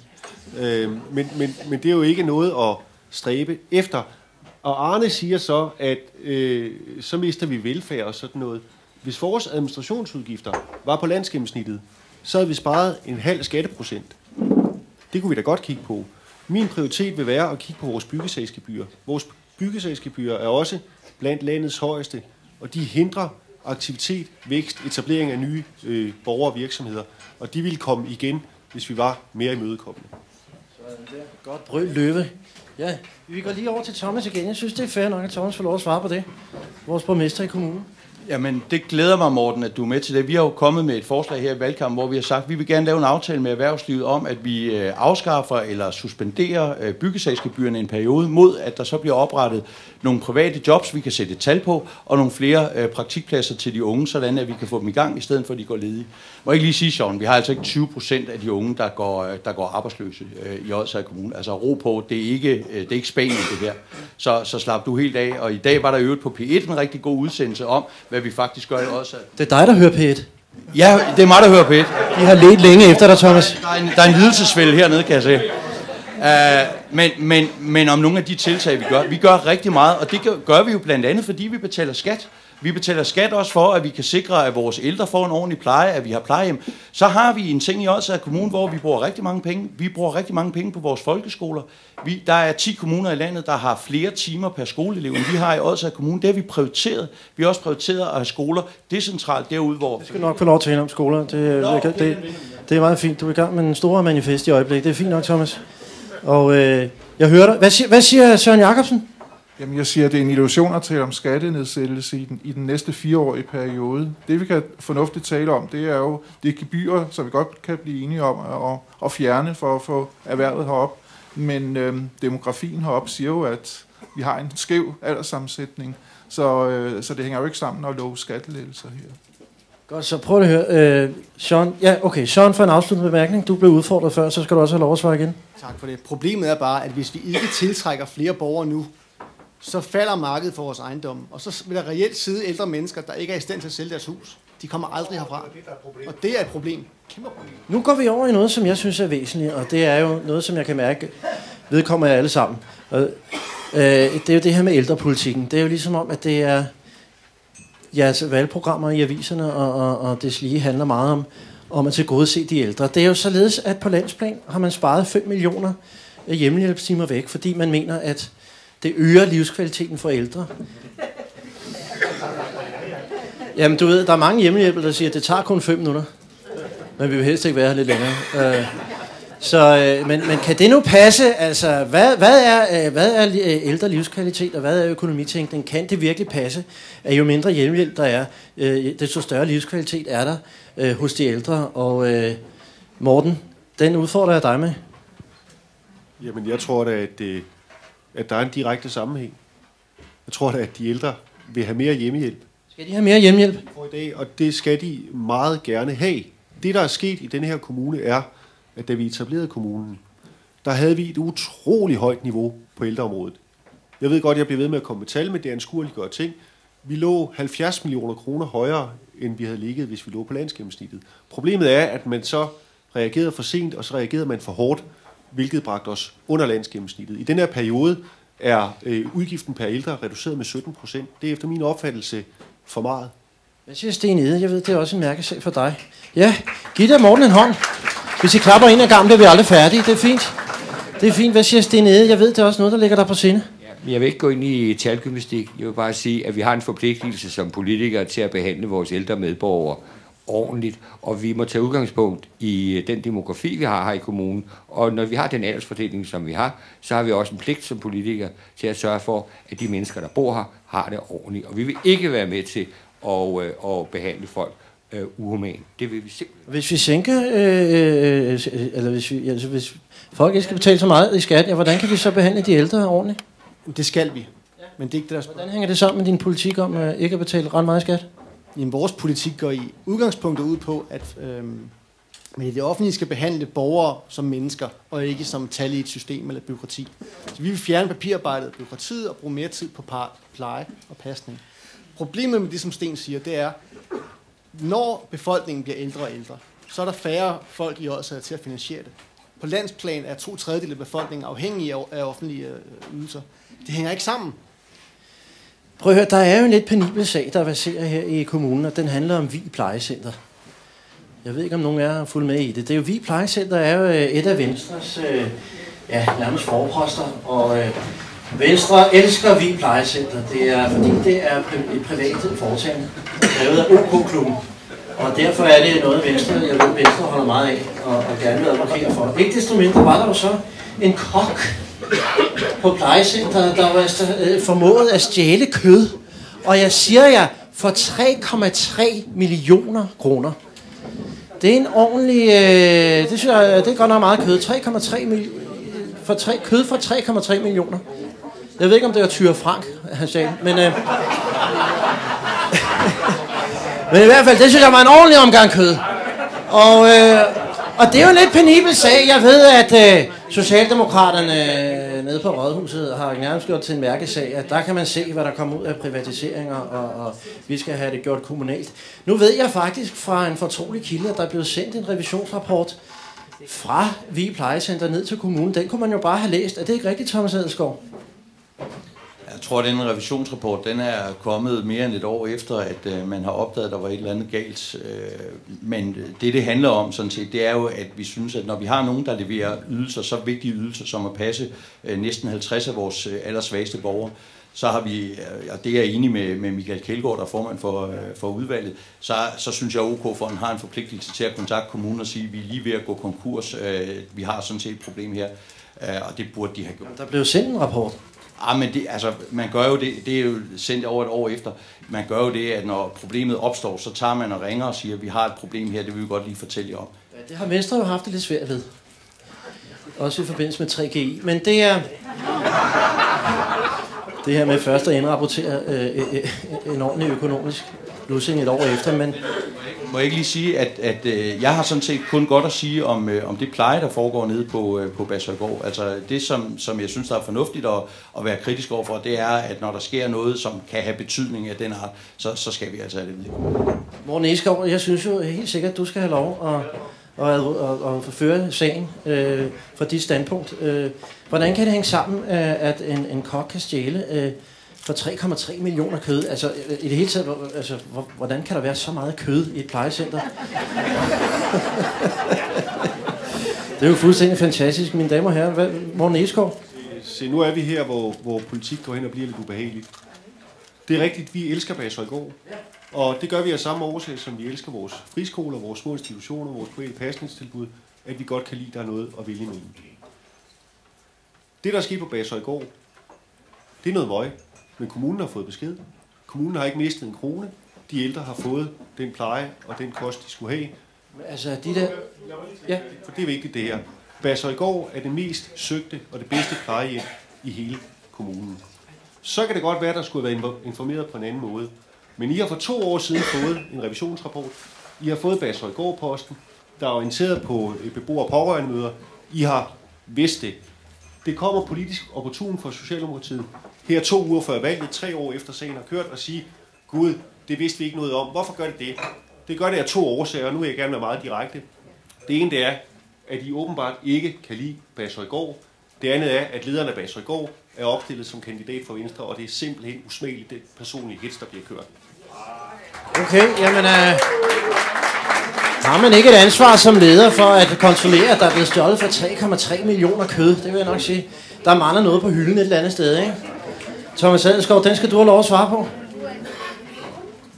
Altså, jeg har ikke noget mod lederen. Jeg synes faktisk, at der, som jeg også sagde før, bliver lavet et rigtig godt stykke arbejde. Men jeg bliver bare nødt til at sige, at først så sagde Basshøjgård, at vi var blevet orienteret, og det var plejecenterlederen i Odsherred Kommune, der var orienteret. Så ændrede de forklaring til, at det var en tidligere direktør, der var orienteret. Så ændrede de forklaring til, at det var en tidligere kommunaldirektør, der var orienteret. Og nu er forklaringen, at jeg får en gang om måneden, så får jeg Basshøjgård-posten. Jeg får også alle mulige andre lokalblade, Egebjergbladet og alt muligt andet. Der har så stået et par linjer om, at der er blevet bortvist en medarbejder dernede. Det er nu forklaringen om, at det har man orienteret kommunen. Når jeg synes, at det er fair, at man stiller spørgsmålet. Nu har jeg ikke været så meget inde over sagen andet, end jeg selvfølgelig har undersøgt, hvad har jeg fået at vide. Men når jeg synes, det er fair, at man undersøger sagen, så er det da klart, at der er nogen, der stiller spørgsmål ved, hvis der er svindlet for 3,3 millioner kroner, er der så nogle borgere, der har boet på Basshøjgård, som har mistet et eller andet enten pleje, eller ikke fået den kost, som de har gået og betalt for? Det er vel et ordentligt spørgsmål at stille. Ja, hvad siger Ja, værsgo. Ja, nu begynder der at spise til, kan I mærke det? Nu bliver det valgaften. Det er godt, sådan kan vi lide det. Hvad siger Henrik? Jeg siger, at nu er det jo et privat center, kan man sige, det er OK-fonden, ikke OK-klubben, men OK-fonden, der har det. Men vi kan bare gå lidt tilbage. Det er OK-fonden? Ja, nu går vi lidt tilbage i tiden. Vi går tilbage til det gamle Vestsjælland Amt, da det blev nedlagt, da man nedlagde nogle funktioner ude på det gamle amtshospital. Der skulle man afstå nogle jordarealer. Altså man kan sige, teori eller ikke teori, moral eller ikke moral. En mand kan købe en plantage for 650.000 og sælge den bagefter for 26 millioner. Hvad er det teori her? Hvad kunne man ikke have fået af velfærd for de penge? Godt sagt. Det må der være nogle reaktioner på. Hvad siger Odsherredlisten? Du har været sådan lidt tavs, synes jeg, min ven. Jeg synes, Odsherredlisten med jeres tværpolitiske indslag godt lige kan blande sig her. Hvad synes du om hele den her sag? Jamen, jeg synes, det er en kedelig sag, og jeg synes, det er kedeligt, at man ikke reagerer på sagen når før. Men jeg synes også, at borgmesteren måske skulle reagere, hvis han har fået en revisionsrapport for 2 år siden eller for 1 år siden, så bør man reagere prompte. Hvis ikke der er nogen, der har lidt skade af det, det er der åbenbart ikke. Beboerne har det i bedste velgående. Det ser jeg hver eneste dag. Og der er ikke nogen, der har taget penge på det. Men så skal vi videre. Det vil bare ikke ske en gang til. Jeg kan godt lide, at det er OK-klubben, der står for sådan noget. Det er vel næppe. Der er kigget på regnskabet. Der mangler for 3,3 millioner kroner kød. Det er OK. Det er OK. Det kan vi vel sådan set ikke rigtig blive enige om, at det er. Og det er den dejlige debat, vi har oppe at køre her. Hvad siger Sten Ede? Jeg siger, at jeg vil ikke gå i de der fnider her på begge sider. Det ved jeg ikke. Det ved jeg ikke nok om. Du er en klog mand, der gerne vil bevare sin formandspost. Det er godt, Sten. Ja, hvad siger Arne? Lad os få noget rebelskhed på banen her. Nej, jeg kan ikke levere rebelskhed på det her område, fordi det der er sagen, det er, at nu kommer den pludselig frem i pressen, og hvem fanden der har lægget den, det er der ikke nogen, der ved. Men det har jo ikke noget med politik at gøre. Der er nogle regler for, hvordan man må gøre, og de har ikke været fulgt, og det er jo uheldigt, og det kunne lige så godt være sket i en kommunal virksomhed. Vi havde faktisk et underskud på nogle af 70 millioner før, eller ved afslutningen af sidste periode, og der var også, der blev i hvert fald fyret nogen, og sagt fy, og en hel masse andet. Og det har jo ikke noget med politik at gøre, det har haft noget at gøre med, at man ikke helt... Jamen dur det at sige fy? Og så en hel masse andet. Skal der ikke en lidt strammere regulation til? Hvad siger Thomas herovre? Jamen, altså, jeg tror, sagen, sådan som jeg har forstået det, er kommet frem i pressen, fordi der skulle starte en retssag omkring det. Og det vil vi også gøre i kommunen, hvis det var en kommunal medarbejder, der er snydt. Nu er det sådan, at vi har et system i kommunen, så man ikke bare en medarbejder kan skrive under på fakturerne. Det har man også gennemført nu ude på Bassøjgård, så det forhåbentlig heller ikke kunne ske igen. Men altså, det er jo ikke nok med et fy. Det er jo også derfor, de har politianmeldt det. Det er også derfor, der kører en retssag. Det synes jeg er færdigt. Er der en afsluttende bemærkning? Det synes jeg må være fuldstændig fair. Den kommer fra Morten Egeskov, så en afsluttende bemærkning på denne her sag. Det her er jo i bund og grund et anliggende mellem centret Bassøjgård og dets ejer OK-fonden. Den, der lider tabet, er OK-fonden. Det er så åbenbart en rimelig velpolstret fond, fordi de kan bære det tab på 3 millioner kroner. Når jeg bliver lidt pikeret, så er det fordi, man opportunt i forbindelse med et valg for eksempel sætter en sag på en udvalgsdagsorden med en masse spørgsmål, som man på forhånd kender svaret på, hvor man forsøger at antyde, at kommunen har mistet penge, at de gamle på plejehjemmet er blevet vanrøgtet, osv. osv. Det er ikke rimeligt. Fair nok, det blev den sidste bemærkning. Tak for jeres kampgejst i det her spørgsmål. Vi skal jo også til Arne. Arne er fyr og flamme. Det er godt, Arne.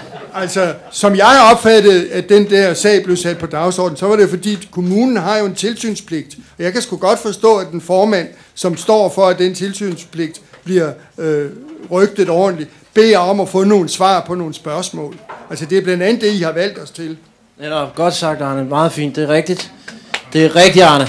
Jeg bliver simpelthen nødt til at rykke videre, fordi vi har nogle overskrifter, vi skal have rundet, og det, jeg vil kaste mod endnu, det er jo hele sagen om undervisning, og der har været en lærerkonflikt, og man har fået nogle penge, og hvad skal man egentlig bruge de penge til? Konservative herovre, hvordan har I det med heldagsskolen? Heldagsskolen, jamen vi vil gerne have, at eleverne får en bedre undervisningsdag, og man får mulighed for at få de tilbud, man skal have. Tvungen lektiecafé, det kan vi ikke være med til. Det kan jo ikke være rimeligt, at de piger her, for eksempel, som vil gerne dyrke musik, de skal sidde i skolen, hvis de vil spille musik om eftermiddagen, hvis de kan passe deres lektier. Bliver eleverne ikke bedre af at sidde i en lektiecafé? Ikke nødvendigvis. Det vil ikke, nej. Så er det jo således, at man har fået 1 milliard fra EP Møller-fonden. Det går også til skoler i også. Hvad skal man bruge de penge, I har fået til? Hvad skal de bruges til ude i skolerne? De skal bruges til at hæve elevernes niveau. Det skal bruges til at videreuddanne vores lærere. Det skal bruges til at skabe gode undervisningsforhold. Det tror jeg, vi alle sammen mener. Vi har faktisk et bredt skoleforlig omfattet samtlige partier i byrådet. Hvad med klassekvotienten? Er I tilfredse med antallet af elever i klassen? Det tør jeg godt sige, vi er. Vi har et meget fint klassekvotient her i kommunen. Ja. Der scorer I rigtig højt på de parametre, Berlingske har sat for en god kommune, nemlig klassekvotienten. Så tillykke med det. Giv lige at sætte en hånd på det. Det er så også det eneste parameter, I scorer rigtig godt på, vil jeg så sige. Men det er fint, Morten. Hvad siger du? Må jeg ikke lige sige lidt omkring vores skoler? Og der er vi jo heldigvis, hvis ikke helt enige, så er i hvert fald stort set enige i hele byrådet. Vi har besluttet at bevare undervisningssteder i alle lokalsamfundene. Det synes jeg er vigtigt.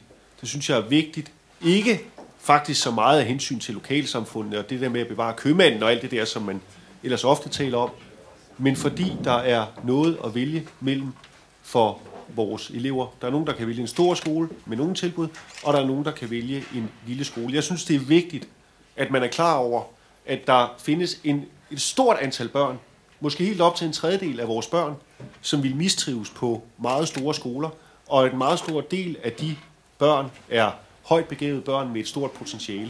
Jeg synes, det er utroligt vigtigt, at vi har besluttet at fastholde et tilbud til dem også. Det er meget smukt.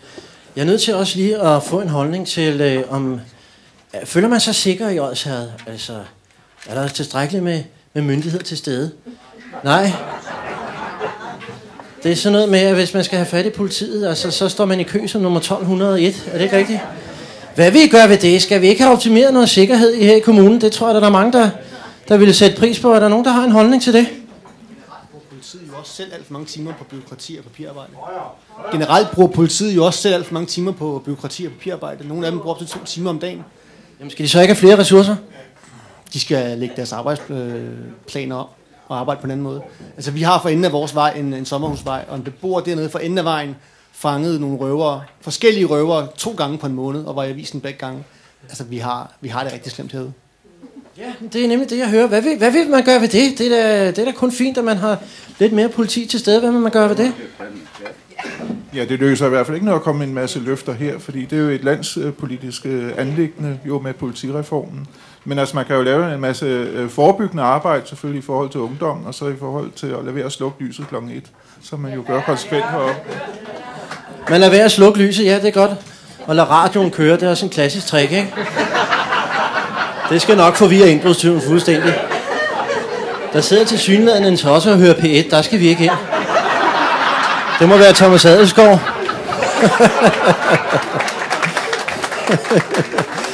Er det en sikker kommune, du er borgmester for? Føler man sig tryg i os her? Altså, politiet har rigtig lang responstid, når man ringer 112. Nu er det ikke så tit, der bliver ringet, og det er jo under en gang om ugen og så videre, men derfor så handler det jo om tryghed. Jeg vil bare sige, nu er det valgkamp og sådan noget, man skal tale op og sådan noget. Altså, kriminaliteten er faldet, ikke? Både vold og indbrud og sådan noget er faldet også af kommunen. Nu har der lige været et par, synes jeg, alvorlige røverier nede i den sydlige del af kommunen, men altså, ro på nu skal vi altså heller ikke tale os ind på Nørrebro. Det er ikke sådan, at der er bandeskyderier, og man ikke kan gå på gaden og så videre. Og så i øvrigt, så har byrådet jo besluttet med det nye budget, at lyset bliver tændt nat mellem fredag og lørdag og søndag fra nytår frem efter. Så hvis det også virker på Christiansborg, så er det... Man kan også prøve at lade sit strygejern være tændt. Det kunne også være lidt forvirret. Der var noget med en efterskole, var her ikke heroppe på et tidspunkt. Der var en enkelt råd, der fik lukket en hel efterskole. Kan det passe? Kan det være rigtigt? Jeg har ikke kendskab til det. Men jeg har kendskab til, at der har været nogen lavet et indbrud i en klub, hvor nogle folk har udlavet sport. Og der tilhører på en eller anden institution i området. Politiet gør ikke noget af sådan en sag. Det er krænkende. Men man kan så sige, jeg tror måske, at kriminaliteten kan jo stige nu, når vi får åbnet for Asylsyn om i weekenderne igen. Fordi det er jo meget kendt, at de her udenlandske bander, de går rundt og sætter krydser på postkasserne. Hvor er der interessant? Så kommer nogen i en bil og samler op bagefter. Nu kan de ikke finde de postkasser, når der er slukket om natten. Så nu må kriminaliteten jo nok stige i weekenden. Sætter de krydser på postkassen? Okay. Godt nok, Henrik. I kan godt høre, det er ikke nemt at styre det her.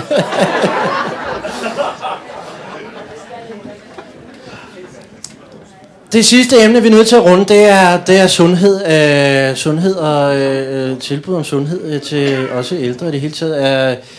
Fungerer sundhedspolitikken? Er den i orden? Er der noget, der skal strammes op på i den forbindelse her i kommunen? Hvad siger Sten Ede? Ikke til at stramme op, men vi kører faktisk noget helt unikt her i kommunen, der hedder kultur på recept eller kreativ otium, som er ved at sprede sig ud over hele området her. Og det er Odsherred Teater, vi har sat ind som primus motor til at sætte ældre i gang. Ensomme ældre kan få teaterforestillinger derhjemme, og vi har en masse ældre engageret til at opføre en større teaterforestilling på Odsherred Teater. Og det virker i sig selv positivt over for ældreområdet. Jeg synes, vi har omtalt det, fordi jeg synes, det er helt unikt. Det er et kulturinitiativ, vi har med Odsherred Teater i centrum. Fantastisk. Godt initiativ, vil jeg sige. Ældre, der spiller teater, det kræver en god soufflør.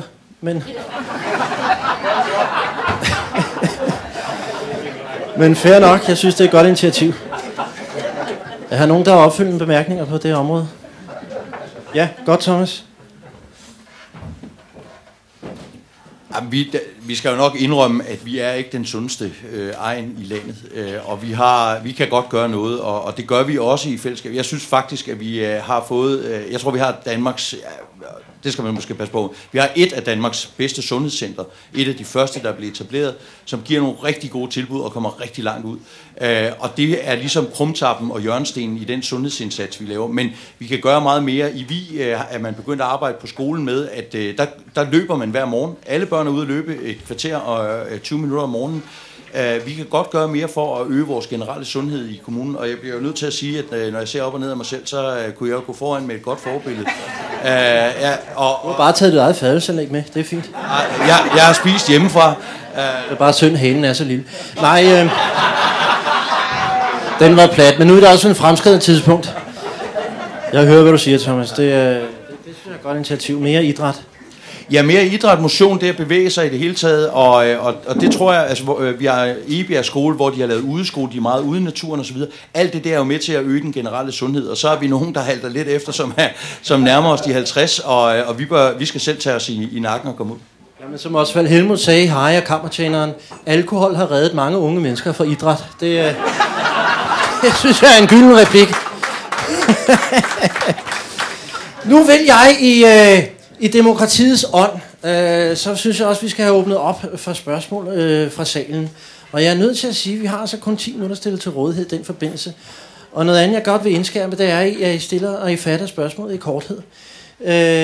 Således at vi kan komme rundt om, hvad I nu måtte have af spørgsmål til de brave kompetenter. Ja, den dame heroppe. Nu vi taler sundhed, så vil jeg spørge, hvorfor der ikke er nogen... hvad hedder det? Når man skal på hospitalet hurtigt. Nej, ikke det. Akut? Nu er det væk. Der var den. Hvorfor er der ingen skadestue om vinteren? Hvorfor er der ingen skadestue om vinteren? Det er da et godt spørgsmål. Er der nogen, der vil tage sig af det? Nu synes jeg, det er Arnes tur. Jeg vil gerne have en brandtale. Nej, du får ikke en brandtale, men det har jo været en kamp. Desværre er det sådan, så det er regionen, der betaler og bestemmer, og de har altså sagt, at vi har ikke brug for det om vinteren, og de har nogle tal, som ligesom har kunne postulere, at de har ret. Vi har været rasende, vi har protesteret, og det gør vi stadigvæk, og vi arbejder for, at vi kan få nogle bedre forhold der. Men sundhedscenter dækker ind på en måde, men altså, det er ikke godt nok. Ja, er du tilfreds med det svar? Godt. Ja. Herre borgmester vil gerne lige sige noget godt. Jo, fordi man skal bare lige rette en misforståelse. Vi har jo ikke nogen skadestue, heller ikke om sommeren. Vi har en skadeklinik, og der har jo været sådan, at man nedlægger jo i regionen en række af skadestuer. Der har den kamp, vi har kastet os ind i, samlet byråd og været helt enige om, det har været, at vi vil så sørge for, at der var i hvert fald en skadestue i Holbæk, man kunne komme til. Så vi har en skadeklinik, der er åben, der kan man henvende sig med nogle særlige ting. Og det er et problem, og selvfølgelig skaber det også den der, altså der er lidt af det her utryghed i. Heldigvis har vi nogle enormt gode og aktive lokale borgere, altså uden på Odden, der er der jo nogle borgere, der har engageret sig om at kunne gå ind og hjælpe og stå til rådighed og rykker ud, hvis der bliver ringet til dem og hjælper også. De har fået sådan noget førstehjælpskursus og er rigtig, rigtig gode. De har været ude rigtig mange gange. Og det er jo sådan en af de der måder, vi gør jo også. Altså hvis ikke, hvad kan man sige, det store samfund hjælper, så løser vi det selv i civilsamfundet. Sådan skal det være. Godt, Thomas. Et hold i Odden, der kan førstehjælp. Så er vi alle sammen trygge. Ej, men det er fint. Det er en taskforce. Er der... De ved også, hvordan man binder et snørebånd, så bare rolig.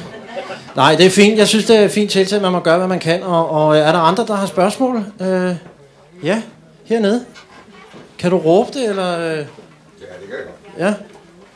Jeg vil bare spørge sådan generelt hen over bordet, at hvis man blandt andet inden for erhvervslivet kigger på en analyse, der er lavet af Dansk Industri, så kan man se, at et af de områder, hvor kommunen trods forbedringer sådan over en relativt bred front, men et af de områder, hvor man samlet styrtdykker med 32 pladser, når vi ser på, hvad nummer man er i forhold til resten af kommunerne i landet, så har vi så røget 32% ned.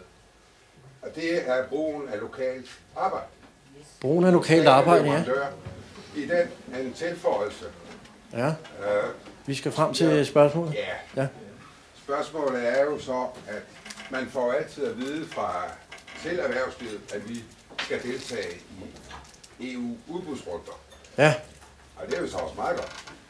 Det er bare det, at problematikken er så, når nogle af os tager temmelig store ordre, ja. Og så vi prøver at få et bud ind i de omliggende kommuner, så får man at vide, at vi bruger ikke det her system. Det er et godt spørgsmål. Det er et rigtig godt spørgsmål. Morten Egeskov, vil du ikke tage dig af det? Men så må du også tillade, at det bliver lidt langt, fordi det er ret kompliceret stof, det her. Vi er jo som udgangspunkt forpligtet til at udbyde vores opgaver.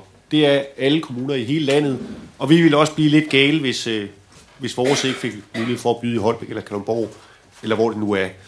Men bortset fra det, så behøver vi jo ikke være dukse. Vi behøver ikke være ligesom Danmark er i forhold til EU og overimplementere alting.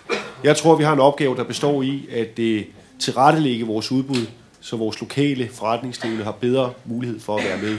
Det ærger mig temmelig meget at se den store vognpark, vi lige har anskaffet, at det er et firma fra Holbæk, der har leveret den. Der er givetvis også arbejdspladser i Odsherred på den virksomhed, men der var også lokale, der deltog. En væsentlig pointe er, at vi har små virksomheder. Det gør det svært nogle steder. Der er 2 tilgange til det. Den ene er, og det er den, vi har forsøgt indtil nu at sige, så må man lave et klyngesamarbejde. Den anden er at bide opgaverne ned i mindre bidder. Jeg tror ikke på klyngesamarbejdet. Jeg tror ikke på, at det kommer til at lade sig gøre. Det er simpelthen for besværligt og urealistisk. Vi er nødt til, fra kommunens side, vi er nødt til at bide opgaverne op, så vores egne også kan være med. Og så skal det være på fair vilkår. Altså hvis vi lægger det ud, så alle kan være med, så må det også være den bedste pris og det bedste tilbud, der bliver valgt.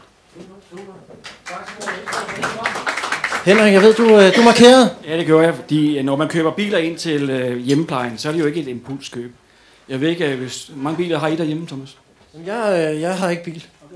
Ja, det må jeg sige. Jeg kører med de offentlige. Men de har lige lukket med klippekort. Det er virkelig... Hvis nu antager, at du skal købe en bil, og du sender konen ud og prøver et mærke, og du selv prøver et andet, så siger I, nu laver I en liste. Mange point har du givet din. Den ene fik 7, og du gav kun din 5. Så kører I den, der hedder 7. Nej, selvfølgelig skal I jo prøve bilerne sammen. Og hvis man tager sig tid til at lave de udbud ordentligt, i god tid, så har de autoforhandlere i altså også mulighed til at skaffe den bil hjem, som man gerne vil have i den rigtige motorstørrelse, så de tilbud, man giver, er baseret på lige betingelser. Og det betyder jo så bare, at havde man gjort det ordentligt, så havde man faktisk fået det bilmærke, model, som personalet havde sagt, var den bedste at være i. Sådan, det er godt. Er du tilfreds med det svar her? Ja, jeg kan se, at du trækker på det. Hvilken virksomhed kommer du fra? Ja, det er et tillægsspørgsmål, ikke? Fordi... Jeg skal lige høre, hvad for en virksomhed er du tilknyttet en virksomhed? Jeg over på auto med det samme. Men de oplysninger, som man, når man ser om, hvor meget kommunen indkøber, så er det rigtigt. Så har kommunen udliciteret mere over den sidste periode. Men når man så ser på den mængde, der bliver købt ind, så er det under 10% af kommunens samlede indkøb, der bliver købt lokalt. Jeg synes, du skal stille op som spidskandidat til næste valg. Ja, og det er jo imponerende viden, du har. Det er os, der skal lave studehandel med Thomas i at have mindre gebyr for at bygge. Tak, jeg er nødt til at lade andre komme til os. Det tror jeg, du kan forstå. Men vi får ikke lov at sælge noget. Ja. Godt, så er der andre spørgsmål? Ja, og vi har lige et spørgsmål hernede. Vi skal nok komme til. Jeg skal nok vende tilbage. Ja, selvfølgelig. Omkring vores lokalskoler, omkring det, vi kalder profilskoler, er det sådan, at den enkelte skole selv får lov til at have fokus på et område, for eksempel idræt, for eksempel udeliv, eller whatever, eller vil man gøre det sådan, at der skal køre et ensartet koncept ved alle skolerne? Og jeg vil gerne høre Thomas. Det er Thomas. Okay, jamen så er det jo dig, der svarer. Til det sidste spørgsmål, så svaret, det er tænkningen, at der skal være forskellighed på skolerne. Vi har besluttet i det forlig, vi har lavet, at vi vil lave sådan et frihedsbrev, fordi at jeg kan godt lide det der engagement, der er omkring forældre og så videre, så jeg synes, at det er en rigtig god ting. Det arbejdes der med i det udvalg, der sidder nu, og hvor der sidder både skoleledere og skolelærer og forældrerepræsentanter og politikere. De sidder nu og arbejder med at lave det, vi kalder sådan et frihedsbrev om, hvordan kan man nu være selvstændig og have selvstændige profiler. Så det er det, der er tænkningen. Ja, du får også lige lov at svare på den her spørgsmål. Til Jan, jeg vil bare sige, vi har jo holdt et møde efter det der udbud, fordi vi skal også ud. Vi har 2 biludbud formodentlig i løbet af det næste år, og der har vi holdt et møde, hvor vi har inviteret alle de lokale forhandlere ind til at sige til os, hvad er det, vi kunne gøre bedre næste gang, og der er lyttet til rigtig meget af det. Jeg tror, vi kan blive bedre hele tiden til at lave gode udbud. Vi kan også blive bedre til at få lokale håndværkere til at vinde vores udbud. Jeg vil bare sige, at vi havde her for lige en god uges tid siden, så havde vi indbudt alle håndværkerne i kommunen til at høre om, hvad Odsherred Kommune ville bygge i 2014, og hvad forsyningen skulle lave i 2014. Og der kom 4 håndværkere for at høre om det, og det var altså for at give dem et forspring. Det er jeg rigtig, rigtig ked af, at der ikke var flere, der gad at møde op for at høre om det, fordi det er der er vejen ind til, at man kan forberede sig og være i god tid, når vi kommer ud. Det er sandt. Jeg synes, hvis der var nogen, der havde supplerende besvarelser til det udmærkede spørgsmål, der kom herovre fra omkring skolepolitik. Er der det? Hvad vil sige, Sean? Det var bare angående, hvad skal man sige, skolernes eget valg. Vi mener jo, at man på skolen og i forældrebestyrelsen kan bestemme så meget som muligt, og skal være medbestemmende til, hvor skal skolen udvikle sig hen. Vil man gerne have profilskole, skal man også få lov til det. Jeg ser selvfølgelig gerne, at skolerne af egen evne og vilje fokuserer på noget forskelligt. Jeg er selv borger i Vig, og med i det projekt, der hedder Vig Fremtidens Familieby, og kan se nu, at Vig Skole er en af 12 skoler i hele landet, der har en idrætsprofilskole, og derfor skal selvfølgelig også være overbygget på Vig. Det er smukt. Vi har tid til et enkelt spørgsmål mere. Hvis der skulle være et enkelt spørgsmål mere. Ja, den her. Udmærket. Ja, jeg har læst, at jeg tror, det er Venstre, der vil bygge nyt rådhus og bruge millioner på det nye rådhus, samtidig med, at de vil effektivisere administrationen. Jeg synes ikke, det hænger sammen. Det må du lige forklare, Morten. Kan det passe? Et nyt rådhus med 3,3 millioner kød installeret. Det er jo grebet ud af den blå luft. jeg aner ikke, hvor det kommer fra. Hvor har du den oplysning fra? Nå, du arbejder ikke i NSA, vel? Ved du mere end os andre? Jeg synes også, det lyder lige kæk nok, et helt nyt rådhus. Så ville det være rart at vide, om partierne vil bygge et nyt rådhus og bruge penge. Ja, men lad os da... Det kan da være et afsluttende spørgsmål. Vi bygger et nyt rådhus, eller er vi tilfredse med det skur, SF fik stillet til rådighed på Adelsgade, eller... Vil man bygge et nyt rådhus?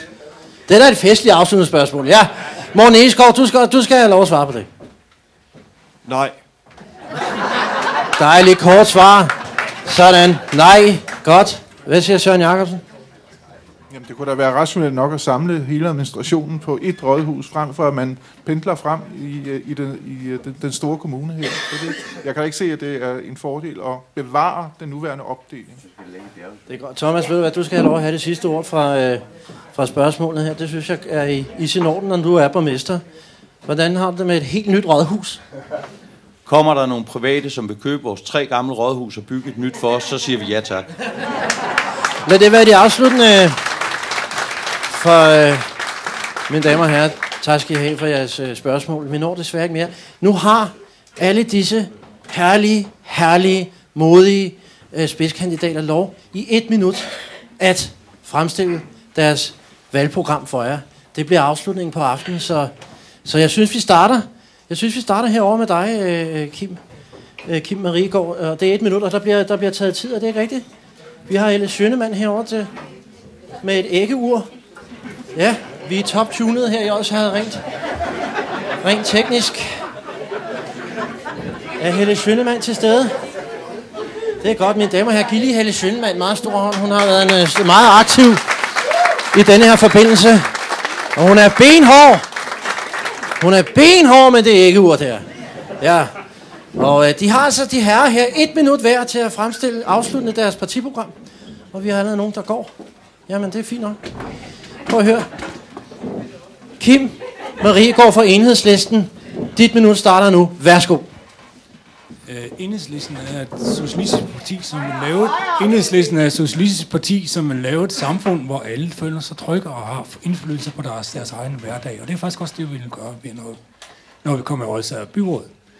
Jeg vil så sige, at Enhedslisten er nok ikke et parti, som vil være, i hvert fald ikke altid vil med en forenet flok af budgetforligspartnere, for det er sådan i sidste år, der er det sådan nemlig sådan, at samtlige partier allerede langt til før det kom ud i høring, har indgået et budgetforlig, og så er den sag bare lukket. Det vil vi faktisk gerne være med til at demokratisere. Vi vil gerne have noget demokratisk debat omkring, hvordan vi laver budgetter og prioriterer vores midler i USA.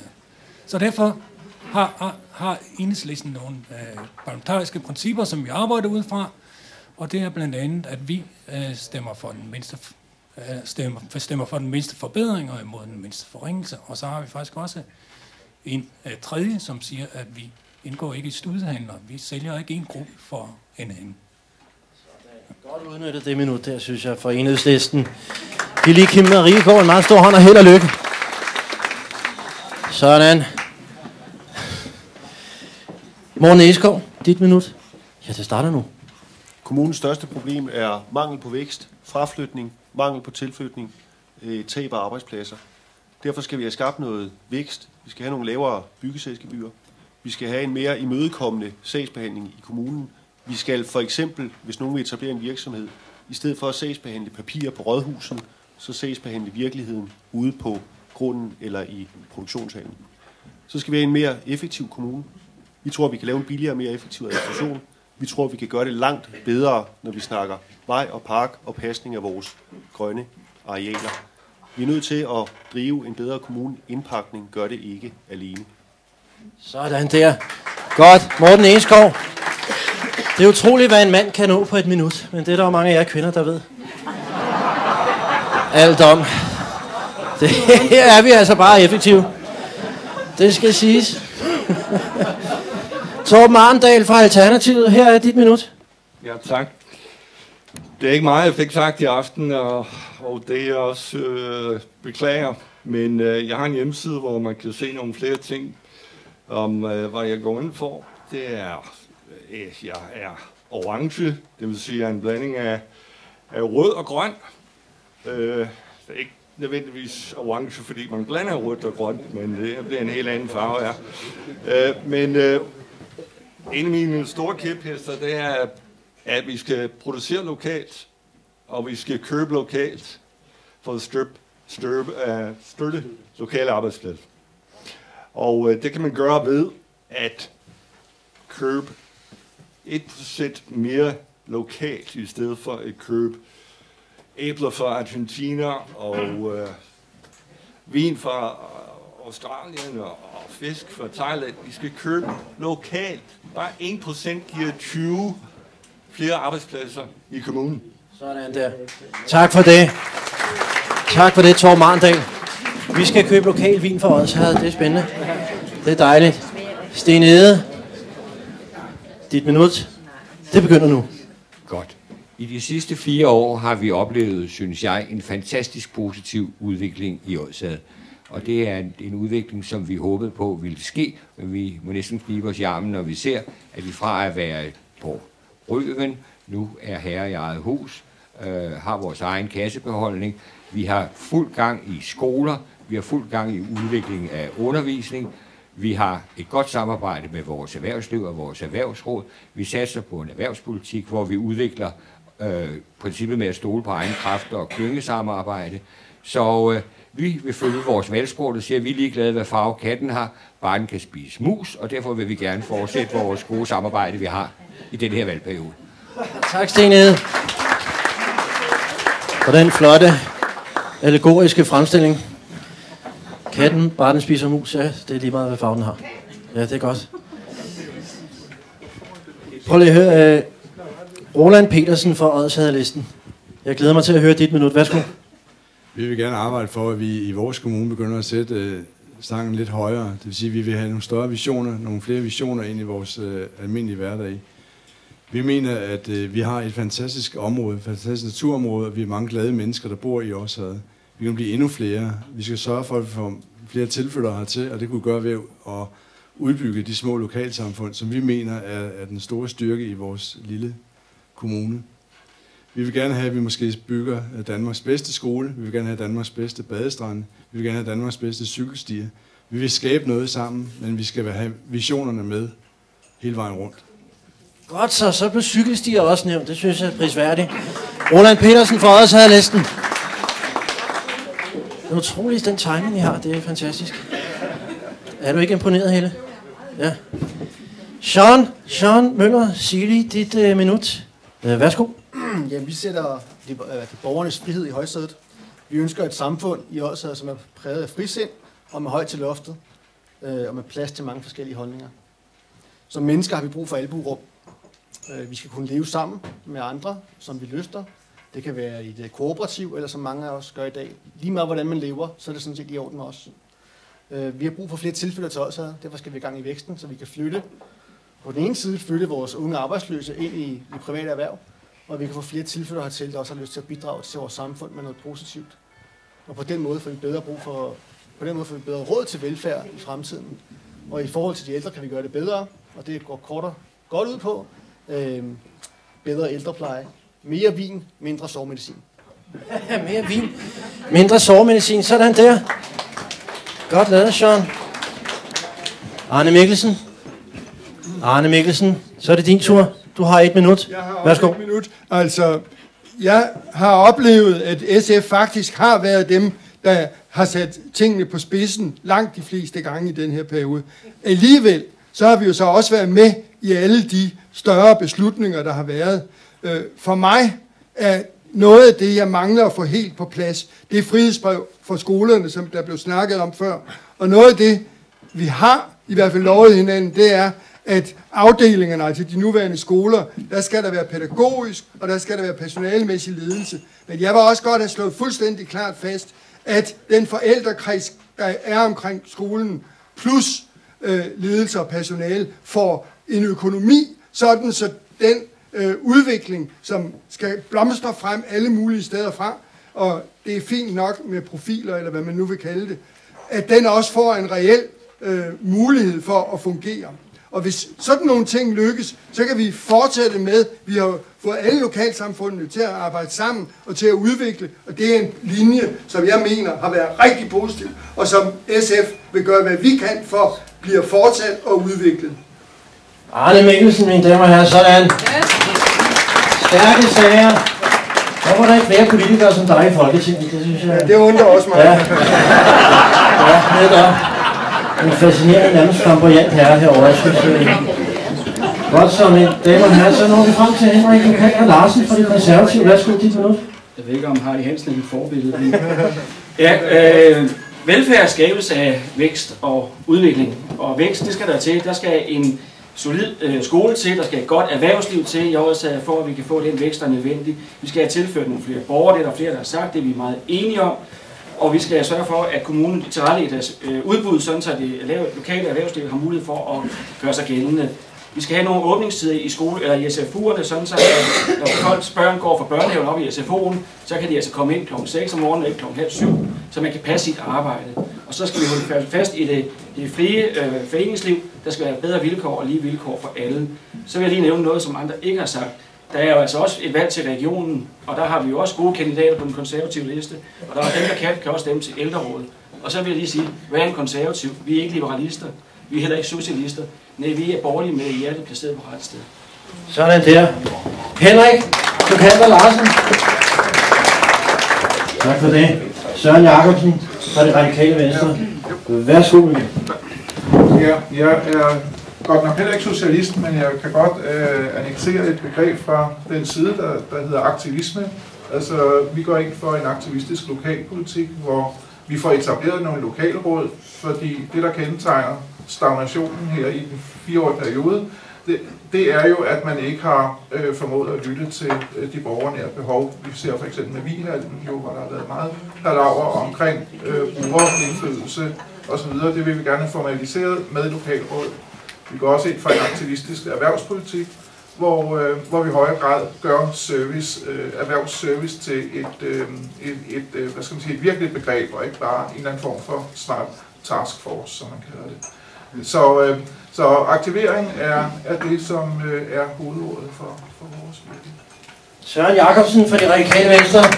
Det var en klar udmelding fra Det Radikale Venstre. Jeg synes, at i hele taget Det Radikale Venstre har rykket så meget. Er det ikke rigtigt siden 70'erne og 80'erne? Jeg kan huske, Svend Auken sagde, radikal politik, det er som at prøve at svømme budding op på en væg. Men det synes jeg ikke er fair længere. Tak til Søren Jacobsen. Og så Thomas Adelskov, vores regerende borgmester. får det sidste minut. Værsgo til Thomas. Hvis man flytter til Odsherred, så flytter man til en egen, hvor man ikke bare flytter ind i et hus, men man bliver en del af et lokalt fællesskab. Eller en af vores helt store styrker, og det er der rigtig mange, der gerne vil være en del af et fællesskab. Jeg har boet i København, der var man sgu ikke en del af et fællesskab. Det er man her.